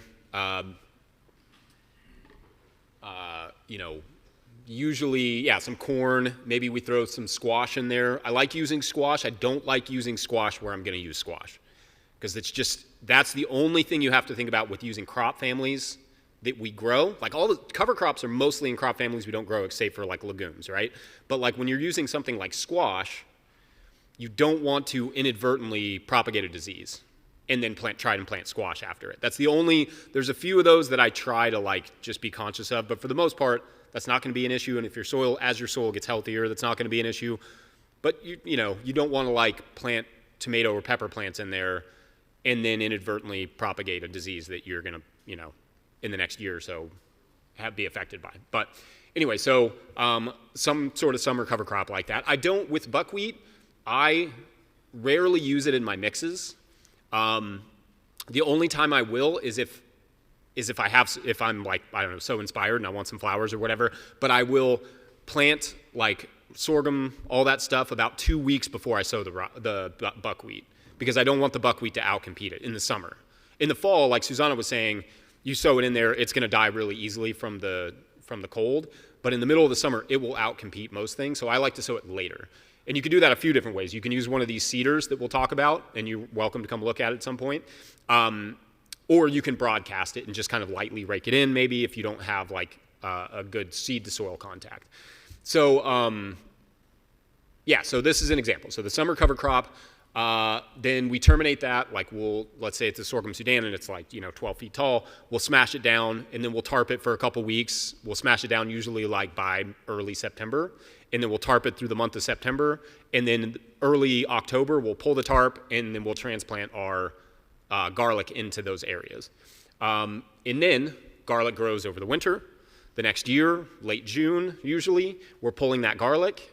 That garlic comes out, and we immediately go in. I've done this 2 ways. Neither of them work necessarily better than the other, but we do transplants of winter squash, because by this point it's kind of late for winter squash, so you'll be like, it's kind of pushing it. But basically we pull the mulch aside, put the winter squash transplant in there, being careful not to mess with the roots too much, and then we'll pull that mulch up, and then we'll add extra mulch. And usually we do have to mow. Like after we pull the garlic, we'll look around, maybe something got through, maybe some ragweed or whatever it is got through, and we'll mow those. Then, like I said, we'll go down the row, we'll put like a line down the row, we'll pull the mulch aside, put a transplant in, cover it, and then remulch with hay in our instance. So there's no real tillage there, right? Garlic came out, crop went in, and then once that winter squash comes out, we'll pull the mulch, any extra mulch there aside, or sometimes we don't, just depending on how thick it is, and then we'll broadcast our winter cover crop. So that would be like usually rye vetch, crimson clover. That's like my go-to. I like having the vetch in there because it kind of latches stuff down a little bit. Crimson clover is nice. I mean, for all the reasons, it's a legume. Same with vetch is also a legume, but it's also really good for beneficials. So I like having both of those in there and just that diversity. And then, yeah, the rye, of course, for the biomass, above ground biomass and below. And then, okay, so then winter cover crop, and maybe it's like a winter kill cover crop, maybe it's not, but then we'll put our mid-season potatoes maybe after that. So we'll crimp it, do all the same things. Like we'll crimp it down, we'll tarp it if need be, and then we'll put in like mid-season potatoes, and then maybe we'll do like a late summer cover crop, and then maybe like fall brassicas. That's like an example of one we've done in the recent past. Another one would be like a winter cover crop, like that rye vetch. Like you can see here's rye vetch. Then plant those tomatoes, so kill it, pull it aside, drill a hole, plop the tomato in there. I like the tarp too, and I'll mention this in a second, you'll see it, but it helps heat the soil. So that element I talked about where if you're killing a cover crop, the soil can be kind of cool. If you throw that tarp over top, you're also gonna get a little bit of that warmth. So that transplant shock that I described when we first did that at Bug Tussle, you don't get that quite as badly. And so yeah, tomatoes, and then maybe we follow that with a summer cover crop, and then we go into garlic or a winter cover crop if the tomatoes were like performed, depending on how the tomatoes performed. So that's just an example. So a high rotation plot example, so again, that's the faster growing crops, would be like carrots. Carrots come out, we put in maybe a round of lettuce, and then once the lettuce comes out, maybe we transplant or relay crop in some beets, and then maybe once those come out, we do a round of buckwheat, and then for the fall, we'll do some green onions. So that's 1, 2, 3, 4 crops, green onions, and then maybe we'll sow those pea cover crops in between the green onions. Like we'll do rows of green onions, thick stand of peas in between, like with that. We usually do that with the earthway. And then that'll grow, we'll get those green onions out, and then that will grow into a mass that as long as we get it in by mid-September here, for the pea oats mix, we get a decent mulch for over the winter. And it will more reliably winter kill. So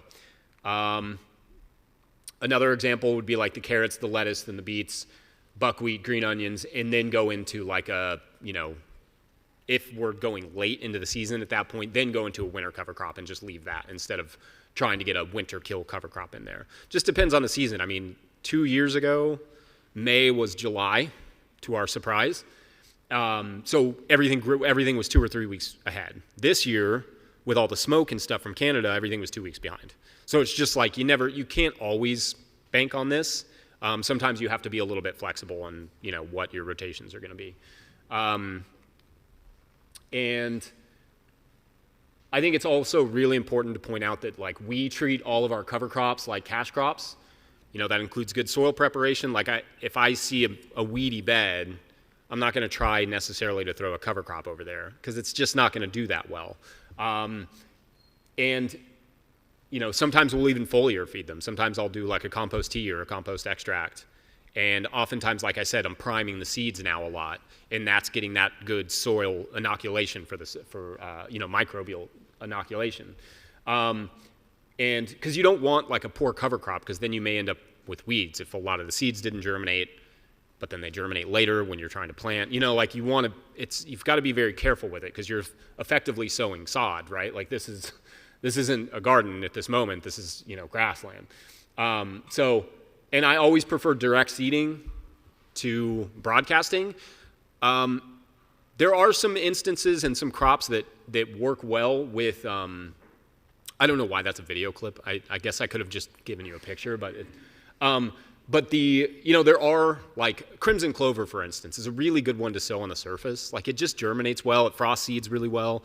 But that's one we sow in the fall, and I don't mind sowing. I'll broadcast that into the okra. I'll broadcast that into whatever, because it just germinates really well right there on the surface. But then the others, the birds, the rodents, everything will really enjoy you putting them right on the surface in our case, and they'll consume them. So usually it's really about seed to soil contact for good germination, especially in our sort of system.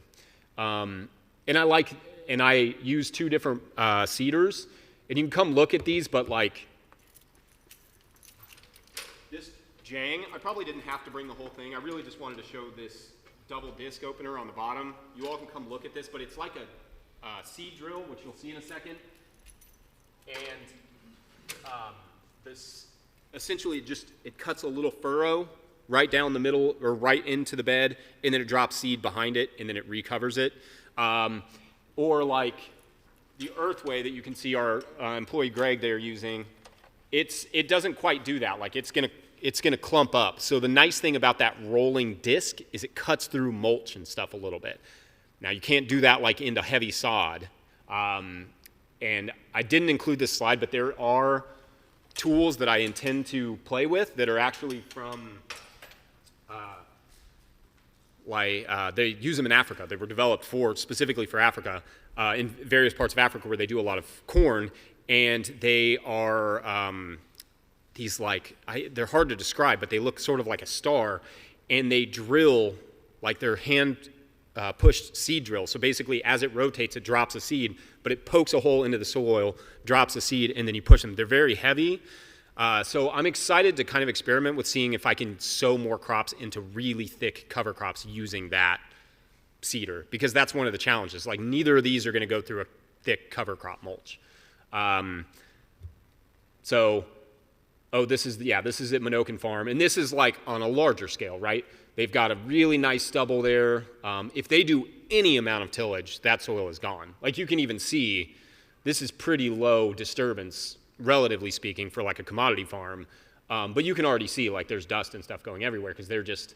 But the cool thing about this that I wanted to show, I usually have this on loop, but I forgot to do it. But this right here, that's vermicompost extract that they're putting right at their wheat seed roots, which is really cool, and they're doing studies on it. If you want to learn more about like what they've got going on at Minokan Farm, actually it's Menoken, I missed that. I don't have a copy editor, it turns out. That's a really cool system, but that's the idea. That's the sort of idea behind the Jang, right? It's just this little disc that kind of opens up the soil. This is a much bigger version of that, where you've got these little discs and harrows and stuff that are opening up the soil. Seed is dropping in, and then, they're putting that little bit of vermicompost, which I think is super cool. And you need good seed to soil contact. That's like what seeds require to germinate, is they have to have that moisture, and then they have to have something to put a root into. That in many cases, like they'll drop through this mulch and germinate, depending on how thick the mulch is, but for our, especially when you're starting out, like you really need that good seed to soil contact. And this is actually the soil after a winter killed pea. And what it does, especially peas are really good at this. And also the Phacelia, the Lacey Phacelia, Phacelia, is really good at soil tilth. Like it just, whatever is happening right there at the soil surface, it just really breaks it up nicely. And this obviously also had a small amount of compost mulch too, like 2 years prior to this picture. So some of that is cheating, but it is, but it does that to soil, like it's incredible. And all right, so this is going to be our focus today. The more just for kind of the remainder of this talk, because these sort of overwintered ones, because they're the more complicated, right? Like these are fairly easy to terminate. This is what peas looked like in October, and this is what they look like now. Like I didn't do anything. This is just peas and oats right here. And actually, this isn't the same plot, but this is essentially what they look like at this moment, just wetter. But that's pretty easy to understand. If you plant them in the fall, you let the biomass get tall, and then you let the winter do the work. With something like the rye, vetch, Austrian winter pea, different from field peas. If you order Austrian winter pea, it will not winter kill. It's very hardy. Crimson clover, winter wheat, Lacey Facilia, like I said with the asterisk. But the, and red clover and crimson clover. Yeah, these are crops that require just more thought when it comes to termination. So like this is the critical thing to kind of, I like having this video because I feel like I'd looked for this video for a really long time and nobody had it, so I was happy to just make it myself. But the most vulnerable that a rye, most grains, but specifically this is rye. So the most vulnerable that crop gets is what's called milk stage. So rye grows, it puts out a flower, like you'll see the little seed head come up. It starts to put actual flowers off of it, these little yellow petals. You'll start to see pollen falling off of it. And then if you feel that seed pod, it's like crunchy, like it doesn't have anything in it. It's hollow. But then you'll start to, over the course of like about 2 weeks after you see those flowers, and like Susana was saying, like late April, it's usually like late April, early May is when you really start to see this happening, depending on when you sowed it, and what the temperatures were like and all those things. But then you'll start to feel it fill up, like it'll start to feel harder and harder, and then when you squeeze it, you'll see a small amount of liquid coming out of it. This is when the plant is putting its most energy into its progeny, right? Like it's trying to create the healthiest possible seeds that it possibly can. And so it's at its most vulnerable at this moment and least viable, right? Because if you wait even a week or two later, that's viable seed. And if it's a viable seed and you crimp it, you've planted rye, which in some cases may be great, but most of the time not. And so once it gets to that stage is when you have a lot of different options for how you can terminate it, right? I'm going to try to go through these relatively thoroughly, but also quickly, just to make sure you all get any questions you have in. This is actually sorghum Sudan. This is not rye, but the permanent beds, I don't remember why I put this one in this place. It seems like a little complicated, but I like the good challenge, I guess. But permanent beds do complicate this because when we're talking about different termination methods, for us, like all of our beds are kind of mounded. So the sides can be complicated for termination. So certain like roller crimpers can be hard because it'll get the middle, but the sides will keep growing, right? So so that's something that we often have to be a little bit more thoughtful about. And we've trialed many ways of crimping in the past. And this is what Susana was referencing, Daniel Mays at Frith Farm. This is kind of where we got this idea. And I know a lot of other growers that use it, that is basically two people stand on either side of this is the winter wheat, but two people stand on either side of a post, and you walk down the pathway and you crimp it down. If it's really tall stuff, like you can see the winter wheat kind of pops back up. It's not great for this. I just wanted to get a video of it. But this over here was the same thing, but with the rye was a little bit taller. Like you can see the winter wheat's just kind of shorter. But yeah, basically the thing that we've learned about this is that I just can't really ask my employee to do it. It's just so much work. And it's fine, but oftentimes we're doing this in June, and this year, this was when July hit us in May, so it was like 95 degrees when we were doing this, and it was just a lot. It's great, it's effective in a way, and you want to always do it the same direction. Always go this way so that if you pull the tarp over, it's not going to, if you have it leaning this way and you pull a tarp over, you're going to drag a lot of that up. And anytime stuff's standing like this underneath of a tarp, it's not going to die as easy, right? Like that tarp has got to be pretty flat against the ground, as flat as you can get it. You can't just throw a tarp over cover crop without crimping it first. And so anyway, yeah, it's basically this. And like I said, with this winter wheat, it complicates things. But then, so we've tried several different things. I was like, well, how do we smash this stuff down without doing that? So this is the one that we have used probably the most. This is the power harrow for the BCS, used completely wrong. And basically we raise it up about as high as you can get it, and we turn on the PTO, and we just clobber the cover crop.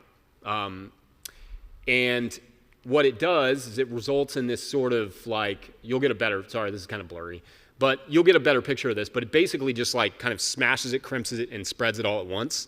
The way that power harrow works is it's the tines move this way. So like I said, instead of having it in the soil, I've raised it above the soil, and it just crimps the cover crop. And what you get is this sort of, this is also another not very helpful video, but you get this sort of, spread of your mulch, which is nice. So I'm not like, instead of laying it all flat, which has its benefits, if you lay it all the same direction, you could take like some sort of tine on a tractor and just drag it, and you'd get one furrow, and then you could plant something into that. There's advantage, but for us, like, we're just going to pull it aside and put a transplant in there. It doesn't make as much sense to just have it all laying flat. I want it spread out to help block with weeds a little bit. And you can see, this is after like 2 weeks. And we obviously take great care of our tarps. Actually, these are like 8 years old. These things last for quite a while. Like I'll still use those this year. I often just double them up. So yeah, we've had those for a long time. But we'll go back and look at that for a second, because this is the ones we smashed down with the bars. And I think it's all those first 4. And you'll see it's kind of still standing up a little bit. It's not perfectly flat against the ground, even though we crimped it really well. And it may be partially because those tarps have some holes in them. But then, yeah, that's another one. But then these are the ones that we smashed with that rotary plow, or that power harrow, rather. And they're just flatter against the ground. This one, we did the power harrow, and it's faster, right? That takes like 5 minutes to do it. This one we did with the power harrow, and then we covered it with like a rotten wood chip mulch just to see, because we do that kind of just to see thing probably way too much. But the interesting thing is, after 2 weeks, so that was under the same amount of time, this is the only one that had any regrowth from the rye, which I thought was interesting, like it insulated it or something. But ultimately, like, this bed is way better off than these other ones. These were like this was all a very compacted area, also played into how hard it was to get these to grow very tall. But just because it was like a whole old horse farm, this is the farm that we're on now is very compacted, heavy clay soils. But yeah, that was kind of an interesting finding. Another one is kind of just talking about solarization. I sort of share Susana's hesitancy or sort of like, I don't know, just reticence with using too much of this.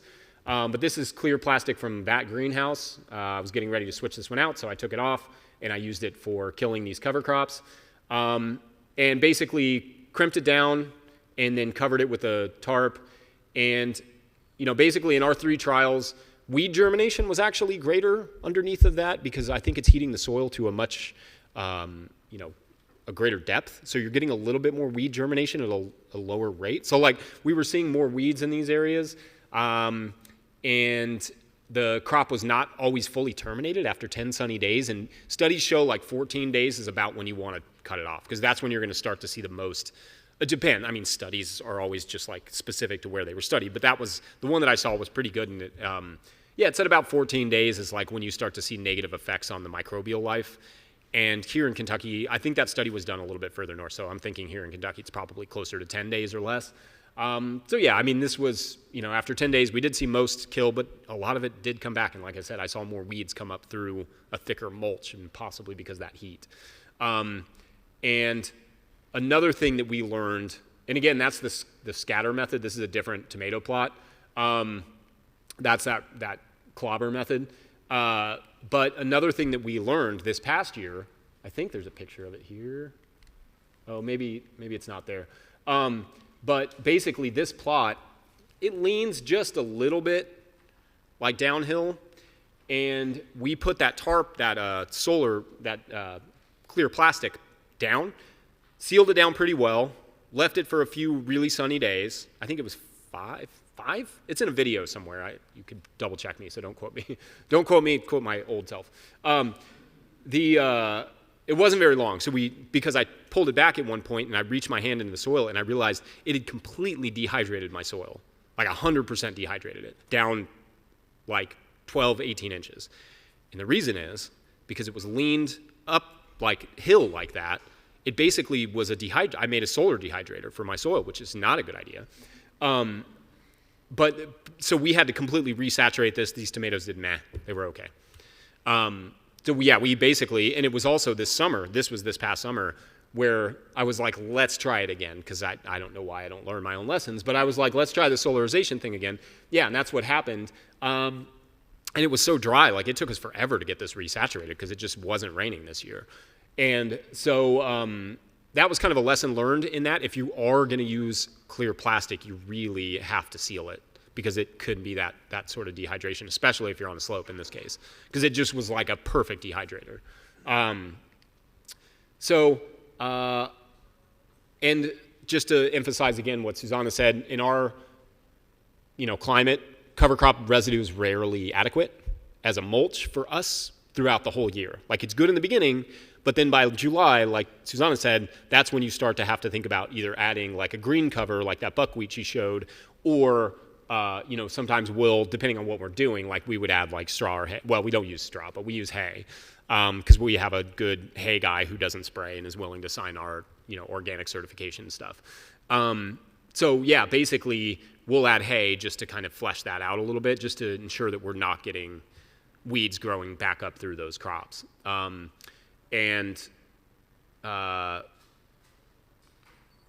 don't know if I have any. I mean, you could use other things, like it doesn't have to be hay. It could, and I don't recommend hay if you're not planning to just always transplant in those areas. If you put hay down, you're certainly putting weed seed down unless you grew the hay yourself. Like, I know farmers who are really good about growing their hay, and they do it like haylage, right? They're doing up to a certain point of productivity, or getting it to not quite that milk stage, and they're cutting it before they get any viable seed. And that's really, really nutritious, right? The dairy farms use that. Anything you'd feed to cattle, the soil is going to love it equally as much. So, they cut that haylage, they bale it, and then they put that green haylage down, which is a great idea too. And that way you're eliminating that weed seed issue, but most of us probably don't have extra pasture and extra balers and time laying around. So, in this case, I import that, but if all the things I import, this is my favorite, because the soil just loves eating grass. Like, that's just what it's built for. This is kind of the crux of what Susana was saying earlier too, just the terminating cover crops before they're ready. Like I said, this is a yard, essentially. And this is, I think, I sometimes put the date on here. I think this would have been in March. So like, I get an email or 2 or 3 every year that's like, I sowed cover crops and I'm super excited, but like, I need to plant. And it's March, and I'm like, okay, well, let's back up a little bit, because that's not great. Because you really have to, if I can emphasize one thing, it's like, just be thoughtful about your cover crop usage, because it can be really great for your soil. It'll always be really great for your soil. It doesn't necessarily mean it's always going to be really great for you. So you could easily sow yourself into a weed issue. So terminating cover crops before they're ready, before the milk stage, requires mowing or crimping if tall enough, and then covering. There is no easy way to do this without covering or light surface tillage. When I say covering, I mean with like compost or something, because the other thing about March is, even if you mowed this and you threw like a tarp over top of that, it's March. Like, it's still gray. I mean, it looks like this a lot of times. So you're not going to get, is it about that time? All right, give me one more minute. Okay. And then, you're just not going to get the kill from the tarp that you would, or from the solarization that you would in the summertime. It just won't happen as fast. You'll just be wasting your time with the tarp. So what we do about that, and this isn't a great example because this is clearly like ready to go. We try not to do that, is what we do about that. But in this case, like, we would use like the flail mower, and this is great when it's at that milk stage. Like, you can flail mow it and it's good. Like you're ready to plant. You may have some rye come back. Rye's not super hard to get rid of here when it comes back in the summertime because it's hot. And it's, it's not happy about that. And it's not happy about being mowed at milk stage. So oftentimes you can get rid of the majority of it just mowing it. And same with that vetch. But what we'll do in a situation, like just to give you an example, if it's like just, in that 8-10 inch range, mow it, wait a week, mow it again, and then we will lightly work that into the soil surface about, with that power harrow, about 3 inches-ish, and then that's ready to transplant. Super trashy, right? Oops. Right? But, and you can also, if it's too trashy, you can rake it off. But I like to try and incorporate as much of that into the soil surface as we can. And then you can transplant. So like this is this bed here is this bed here. So, you see, like we just transplant the lettuce. We always do big round of lettuces in June and July for summer lettuces. And so that's what that is right there. And it some of that killed off our living pathways.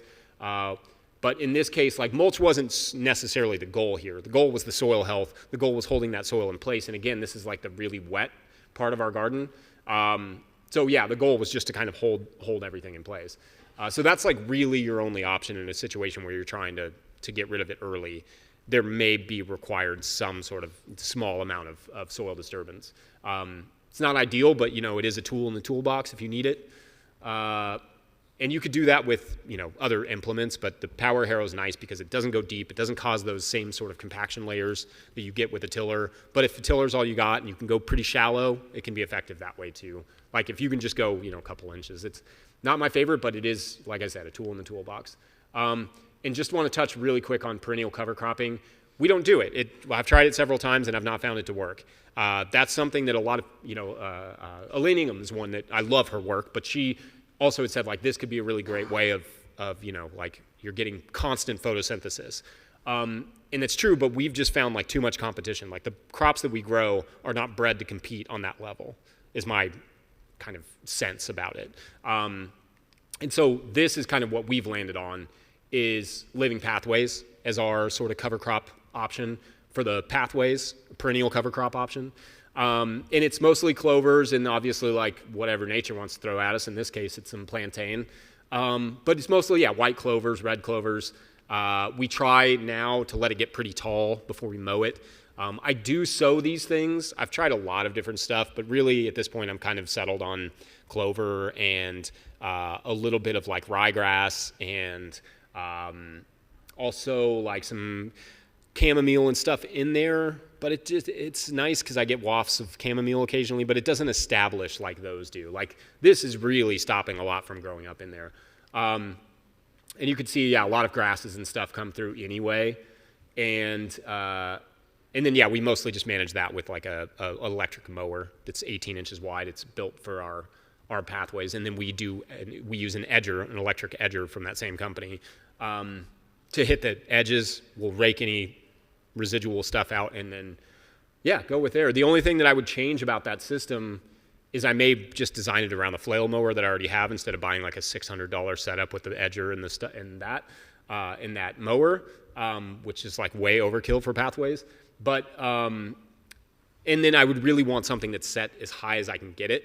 Like I want to almost treat it like it's a pasture where I'm trying to like mow it and then let it regrow a little bit and mow it higher the next time. Like I want to build that soil organic matter. I don't want to just mow it flat because that's what we were doing for a long time. It's just, you can't see it there, but like we had it really nice and clean. It looked like a park and that was great, except, you're losing a lot of the benefits. And quackgrass, Bermuda grass, they love that stuff. They don't necessarily want to grow tall. So like when you let them grow tall, you're not having that same competition element. I think, and then we're on to Susana gets to get back up here. That'd be great.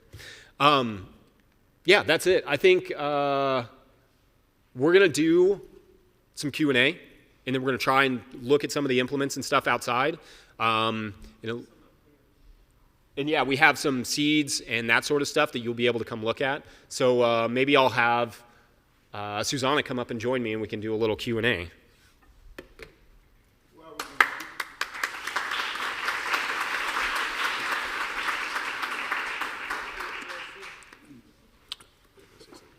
Oh, yeah. While we do the Q&A, I'm going to go ahead and hand out the feedback forms, just so we have time to do it. I suspect that after we get out with the equipment and everything, we may end up dispersing for lunch and all that stuff, so I want to make sure I capture the feedback from the room. Yeah, some of you came up to us in between the break.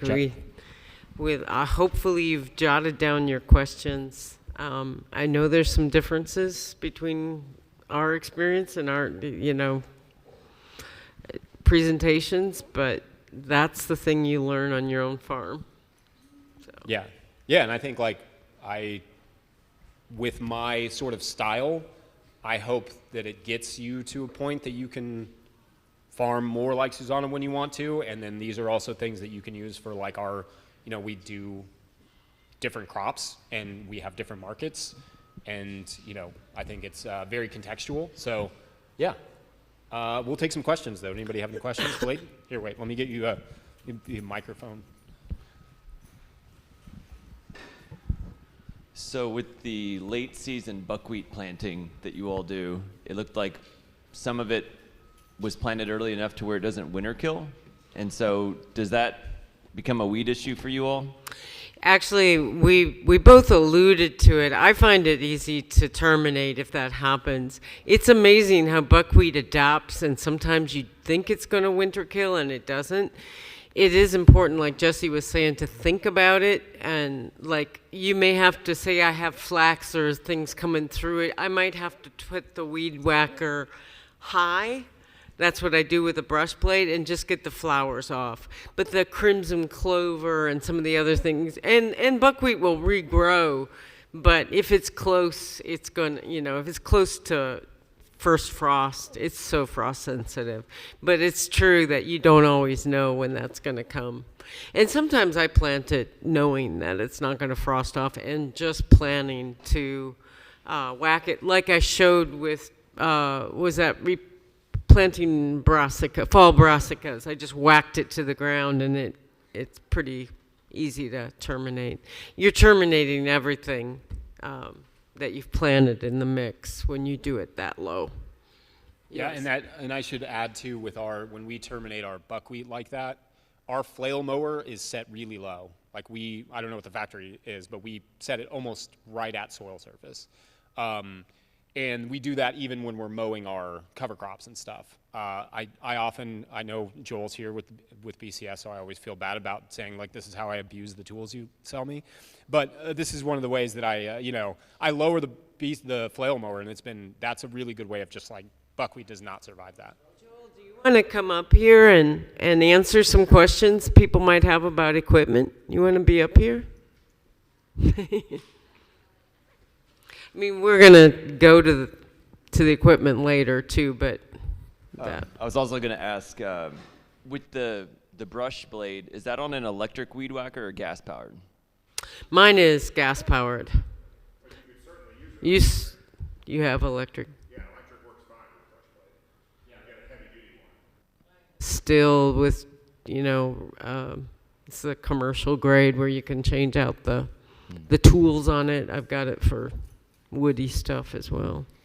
My last question was, what's your all's experience with dealing with perennial weeds when they come into a no-till system? Like I've got a no-till system and I've got some pokeweed and ironweed, trying to establish.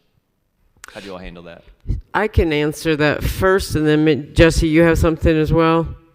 So my issues with perennial weeds were much more in the beginning, and I think what I did is set them back over time. And so you're not going to want to dig up. For me, it was like dock and ironweed and even goldenrod, which I like. Those were what was there.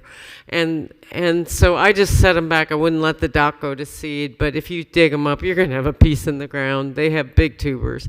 So they, over time, really... they got set back. So they aren't much of an issue anymore for me. I do have them coming in here and there, but it's the same management. I don't dig. I just they don't dominate. And when I was talking about tiller radish, I feel the very same way about something like dandelion or dock. They're doing the same job. Comfrey's another one. they're there for a reason, and I'm accepting that, trying to realize what they're telling me and not try to fight it. Yeah, the one that we get sometimes is Johnson grass. And we've had Canadian thistle in the past too, which is obnoxious. But there are a few different ways. With Johnson grass, usually I just stay on it and I just go out and I pull the roots and it's fine, because oftentimes once your soil starts to loosen up, it's just easy. You can get a huge chunk of it. And as long as you're not letting it go to seed and you're not chopping it up, like Johnson grass it doesn't love like a high fungal, high organic matter soil. Like it likes kind of slightly more acidic soil, slightly more bacterially driven rather. And it's in that situation when you're not running a tiller through there all the time, it's not as hard to manage. And with the Canadian thistle, tarp it for as long as you can and then just go in and dig it out, and that's the best way to deal with it. Some of those things, like I always tell people with perennial weeds, plant your most intensive crops in those areas because you're going to visit that the most. Like if you plant a lettuce plant there and you have head lettuces there and you're getting some of that Johnson grass or whatever growing through, you cut your head lettuces out, pull that Johnson grass, you replant the next crop. And then you see maybe some more Johnson grass coming up, and maybe the next crop is, let's say, beets. Then you come in, you pull your beets, then you pull your Johnson grass, and you plant your next crop. So like you're there all the time. Like what happens a lot of times is you end up planting your sweet potatoes where your Johnson grass issue is, and it's a 120-day crop, and by the time like you have time or energy to get to it, like it's done. Like you've got weed seed and you've got giant tubers or rhizomes growing through your soil. So yeah, I don't know. Hope that's helpful. I'm just going to add one thing. Oh, you were going to too. One thing about that, you reminded me, I also had a small Johnson grass problem. Luckily, I saw it in time. It came with hay, came with wheat seed, and Bermuda grass, which I think came in clover seed, that it was perennial, but, kind of a wider living pathway thing that I didn't talk about, that I think you can get inert seed and things, and so both of those, I did a tarping on them, but they're very similar to what he said. Just, it's a warning. If you don't have it, you might get it with, with bringing stuff in. Yeah, I was just going to say that we've been able to manage Johnson grass in areas where it's not in a crop area, but just mowing it, repeatedly, because it likes photosynthesis, and if you starve it out for light, it'll just die. Don't let it go to seed. Right, don't let it go to seed, right. And with the poke, we just eat that. Oh, you eat a lot of poke. We don't have that much, but if you keep picking it, it doesn't get the photosynthesis, and it dies out. Yeah, Johnson grass that's why you never see it in continually grazed pastures, is because the cattle just go after it and after it and after it, and eventually wear it out. So if you did that with a mower like Joel was describing. Quick question about hay. So I'm always concerned about pesticide residue or herbicide residue on hay. So oftentimes when I call, I'll call and ask, has it been sprayed with anything? And of course, never is what I get. But when I open the bale, typically there's not a broadleaf in it, which makes me a little skeptical of the response that there's no herbicide spray at all. So what do you ask when you're sourcing hay to try to make sure there are no herbicides applied? Do you want to start? I source a lot so my guy, basically we're certified organic, so our inputs have to be, if somebody's going to supply you hay, they have to sign an affidavit that says like, no, I didn't spray it. And most people that did spray are not going to sign an affidavit if they did. But the thing is, a lot of hay is coming from brokers, so they don't know. Like maybe they're just like, yeah, I guess, I don't know. It's hay. Who sprays their hay? But people do spray their hay. They spray it with broadleaf herbicide to kill back broadleaf, forbs and et cetera, because they just want the orchard grass, the Johnson grass, whatever it is that they want, those high protein grasses for their cattle. They don't want those broadleaves in there. So yeah, a lot of times they do spray it. So my guys, I know my hay guy is the biggest thing, and he's like, he's willing to sign that broadleaf or that that organic certification affidavit, and yeah, basically like have to text him once a year like, is it cool? And I show it to my certifier, and they're like, good, okay. So, yeah. That's, I don't have that relationship or the means to buy that much hay, so I'm glad that I no longer, the days that I was getting used hay from my neighbor were before the, chloroclip. Many of you probably know how dangerous hay can be, or straw. if it's not organic certified. What is the name of is chloroquid? I mean, literally, you'd have to take your soil off. It's the danger of having a long, persistent organic chemical in your soil, especially, I guess it can go through horse's gut. Do you remember the name of the pesticide that is so dangerous these days? So it is really something to think about. And I'm just like, I don't have that kind of a relationship with anybody. So I cut and carry for a while. I didn't mention that earlier. I have a pasture area that I cut and carry from, but managing weed seeds, even though it was, I just don't, like, cover crops are so much more important to me now, and I don't have a need for them. And the leaf mulch is what I use, and wood chips. So. Hi, my name is Phil. I'm a beginner farmer, and first off, thank you very much for a fantastic presentation. So my question is, for somebody who's stepping into this, a lot of this, seems a little overwhelming for somebody who's a beginner getting into it. Are there any kind of resources that you can suggest that would enable somebody like myself to kind of step into this in a slow and, I guess, steady manner without feeling kind of overwhelmed about where to start and progress? Do you want to go? You go first. Yeah, it's interesting because when I started farming, like, there were no resources, which was great in a way because I didn't have to go through that moment of feeling so overwhelmed.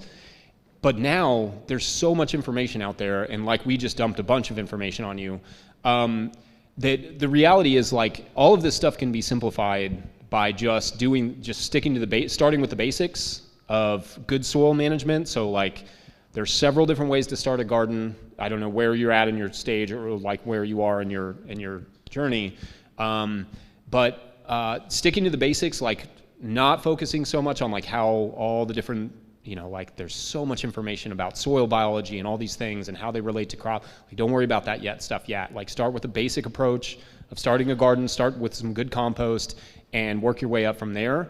And with cover cropping, like, start with the easier stuff. For instance, the winter kill stuff is pretty easy. Those are the ones that you're not going to have to fight with as much in the spring. Starting there, I think, is a good idea. Starting with buckwheat, so easy to kill.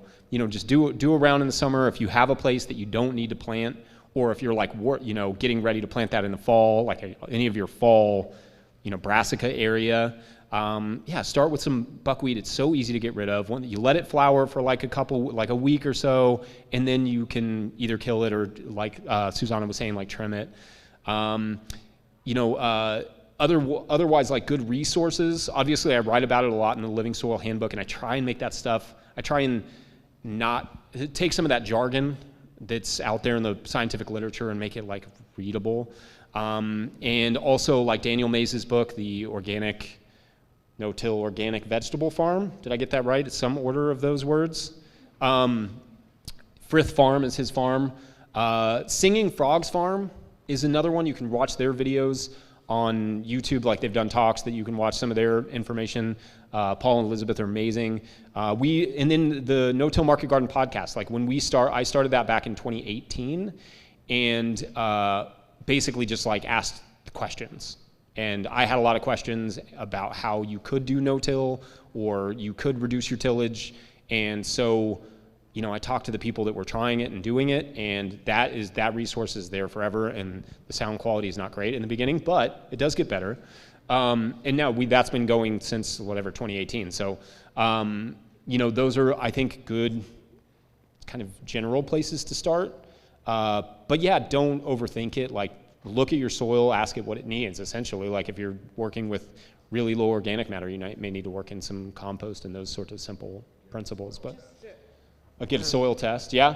So it's good to have a starting point. He came up to me to ask this question. I'm gonna just follow up with all the resources out there. I don't have internet, but Jesse has a podcast, and he has mentioned many of those. I read, And I believe these books that he's mentioned and I mentioned earlier are good. But to me, the most important thing, the thing that I've found over the years in teaching workshops, is the hands-on experience is so important, because you can read or hear, but the physical understanding of it and visualizing it is just so important, because we don't learn that way as much anymore. And I grew up in I'm in my 60s. I grew up in a generation and on a farm, so I think differently. It's harder for me to do this kind of stuff and put slides on. So I would encourage you to just start, whether that means maybe taking a workshop. There's lots of them out there. I teach them, but whatever it is that you're going to start, if you experiment, if you're able to, just start small. And put into practice the things you think you know. And Oak has farm tours. Jesse and I have both been on the farm tours. So there's a lot of, more than this type of winter conference, there's a lot of ways to learn really hands-on that I think is the most important, because, yeah, we need to start somewhere. Is it? Yeah, we got it. I'll throw out two other resources that I think farmers appreciate. They're from SARE, Sustainable Agriculture Research and Education, Managing Cover Crops Profitably, and another SARE manual is Crop Rotation on Organic Farms, which also touches on some of these cover cropping techniques. So I think SARE has a table out here. And so you might want to check with them. They used to be downloadable for free. I'm not sure if they still are, but for free, so that you can get a free PDF through SARE. And they're great manuals. I mean, I refer to them quite a bit. Yeah, I second that. Those SARE Managing Cover Crops Profitably is like, it's a wonderful resource. Yeah, another question. Rain, I have a very impressive 12-acre, quarter of an inch deep pond that I'm trying to work through. I bought a farm a year and a half ago, and it's got so much compaction. Nothing moves, right? It just lays there. Is it typical for the starters to have organic material brought in and find a service that tills and gets it in there the first time so that you can start, or is there really just try to? How do you go from rock to soil with that, without going out and buying a lot of tools that you're going to use 1 year, maybe 2 years, and then never use again if you're lucky, because you don't have to do it again? What's the transition steps, if you will? There's a lot of answers to that question, but the general thing that I say is, like, if you're dealing with rock, you don't have to be too precious about it, because yes, you can just layer good soil organic or good organic matter over top, and eventually it will turn into something you can plant it to. But if you do that immediately, you're not going to get many results right away. It doesn't have a lot in it to protect, and so it's worth putting something in there worth protecting. So what I usually say is a really nice layer of compost, lightly worked into those top 6 inches, and then you're mulching it, or you're getting a cover crop immediately in to protect it from erosion or anything. And then that way, you're going to start. Like, it seems like you're taking one, you're going backward, but ultimately you're just setting yourself up for success. Because if you're, I've seen it happen, and I've done it myself, where I try and layer, for instance, compost, like you can plant into compost. It's like an instant garden, right? I've tried to layer that on top of poorly draining, compacted soils, and the results the first year are terrible. Like, it doesn't do that well because it's muck where the roots are hitting. But the next year is better, and the year after that's even better. But it takes, if you have that time, that's fine. If you don't have that time, like if you need a crop this year, you may have to think about injecting some of that soil organic matter in there. So like I said, you have something to protect over time. So it's one step forward, but to never, one step back, but you never have to go back again. Like, you just keep going forward. So I don't know, that's my thought. And then I know that Susana's approached that differently too. But. Yeah, and in some cases it might be, depending on the level of compaction that's in an area, it might be necessary to, have somebody come in with a ripper and open it up. It depends on your scale, or it depends on your timeline. So much depends on your timeline. I mean, if you can wait for a daikon crop to do it for you, over a winter, that's better because you're not bringing heavy equipment in there. And the daikon is, of course, increasing organic matter at the same time, but if I need results now, it's either time or machinery. Usually we can find out some way for nature to do it for you if you can be patient enough. Yeah, and another thing I wanted to say, just following what Susana was talking about, is, and my perspective is, we sell small-scale farming equipment to people all over the U.S. and Canada. So we deal with organic growers everywhere. And it's amazing how many different systems are out there depending on where these people live, your biosystem, and the pest issues they've got, the types of soil they got, everything. And everybody's touched on that here. But the important thing that I think, as this gentleman was asking about resources, the resources are in this room. They're the farmers who are doing things around here. Figure out, people you can apprentice with, people you can talk to who are doing things in your bioregion, things that are working. Because if you read some book from somebody from New York or, British Columbia or Canada or whatever, wherever these, there's a lot of popular farming books out there, the systems they've worked out for themselves are great for their bioregion. And often they have to be very, very much adapted for where we are. So, yeah, talk to your neighbors.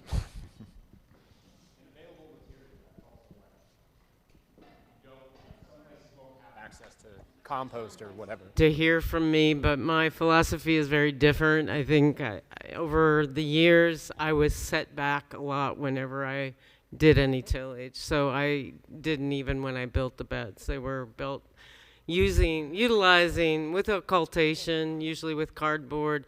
The sod itself became organic matter. So putting a cover crop immediately into whatever compost you've made, like I said, I used horse manure as a resource, definitely fast forwarded that for me. I think I would have been set back if I tried. But I didn't have anything. There was just shaly clay. I mean, there was nothing to till into in any case. But I don't know if I would have been tempted knowing what I know. I think it's the reason I spent so much time on that slide about tillage, because I've seen from experience, it sets you back. So if you're really wanting to get in right away, maybe you have to look at, well, is this a feasible thing? Is this really, you have to respond to what the soil is. We have abused soils, and so maybe we can't expect something from it the first year, but we can absolutely fast forward nature's processes. But we set ourselves back when we expose the soil. I know I'm a little persistent with that. Well, while we're talking about resources, I'm just going to plug Cooperative Extension. Take advantage of University of Kentucky Extension Service, and don't forget that you are sitting at an 1890 land grant right now, and we have extension outreach as well.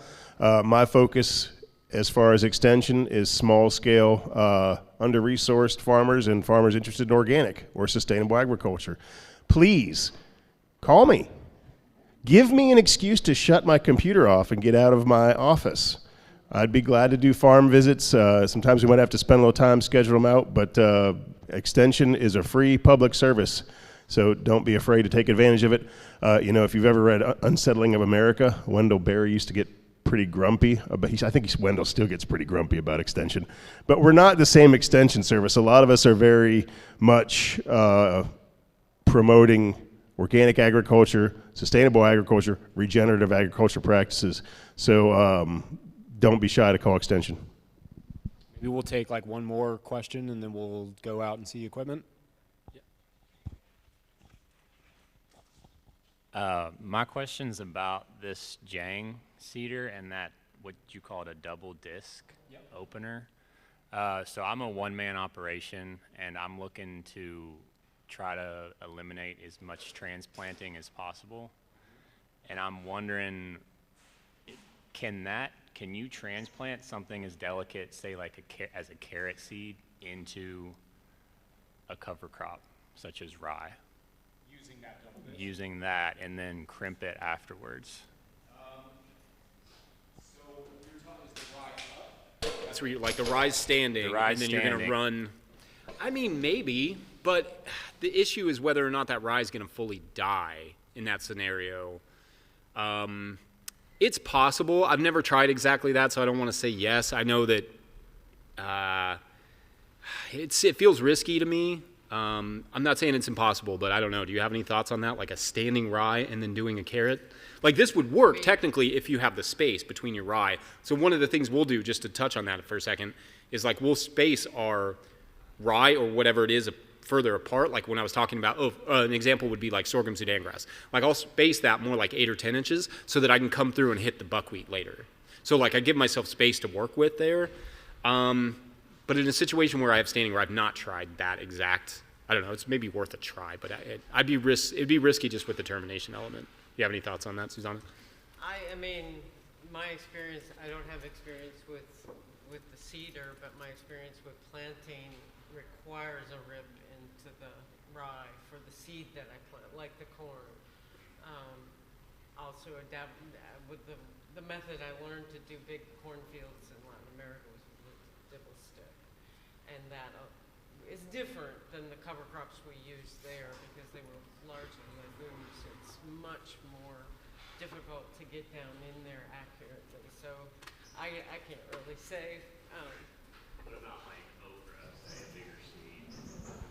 Oh, a lot of smaller seeds, like what I transplant okra. Are you talking about sowing it? Yes, sowing it with that into the rye, and then you take the rye after it's after the okra's germinated, and then you crimp it, like they would do soybeans. Of experience with transplant or just sowing okra because I've had a lot of extra okra seed because it's one of the seeds that I save and it does come up, but for the crop for the season I transplant it. So when I've sown it, it's come up through crops, which I broadcast sow a lot and it works, but it's my soil, I think. Yeah, I think that, I mean, you could experiment with it, but I wouldn't rely on it as a system immediately. Like, it would be something you'd want to just try. What's that? Is that double disc coulter standard on this thing these days? Or is that something that you had to get as an option? It's what is it, like 90? Yeah, it's an upscale. You know, you pay the upcharge to get it. Normally, the opener is just kind of furrower, like the Earthway. But I wish I'd been aware of that when we had ordered the ones that we have here in the state, because we have the old shoe style. you can convert them. Oh, I'm sure. Yeah, It's not hard. Yeah. But this is not designed to deal with, you know, like an entire roll down residue. Yep. Essentially. If you flail mode a residue, it'll easily deal with that. If you have an older residue, you know, that's been down for a while, it'll deal with that pretty well. But if it's a pretty fresh residue and is real thick, this wasn't designed to deal with that. I mean, like the no-till drill you showed that they were using out in the Dakotas there. Yeah. I mean, that thing, you wouldn't believe what that thing weighs. Yeah. And that's how it can cut through that amount of organic material that's lying on the ground, a pretty fresh cover crop. I mean, each row unit weighs several hundred pounds, and that down pressure as that disc is rolling can slice through that and actually drill the seed into that. Joel, you need to work with your suppliers to get some engineers to design some really good. Hey, we're working on it. You talked about the Hakara rolling drill plant. Yep. We're going to become the importer for those. There you go. Yeah. That sets you up they've from that also volley got on that one.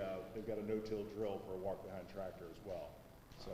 Those are, yeah, that could open up some different possibilities for something like what you're talking about. You'd still want to kill the rye first. Right. But then the rye would be, you know it was dead, and then you could plant your okra, then you could plant, it's usually like beans, okra, corn, those are the crops that goes for. But I don't know, maybe you know what all seed plates come with it, but. Well, the seed drill that they're talking about is really for grains. It's for Yeah, corn, okay.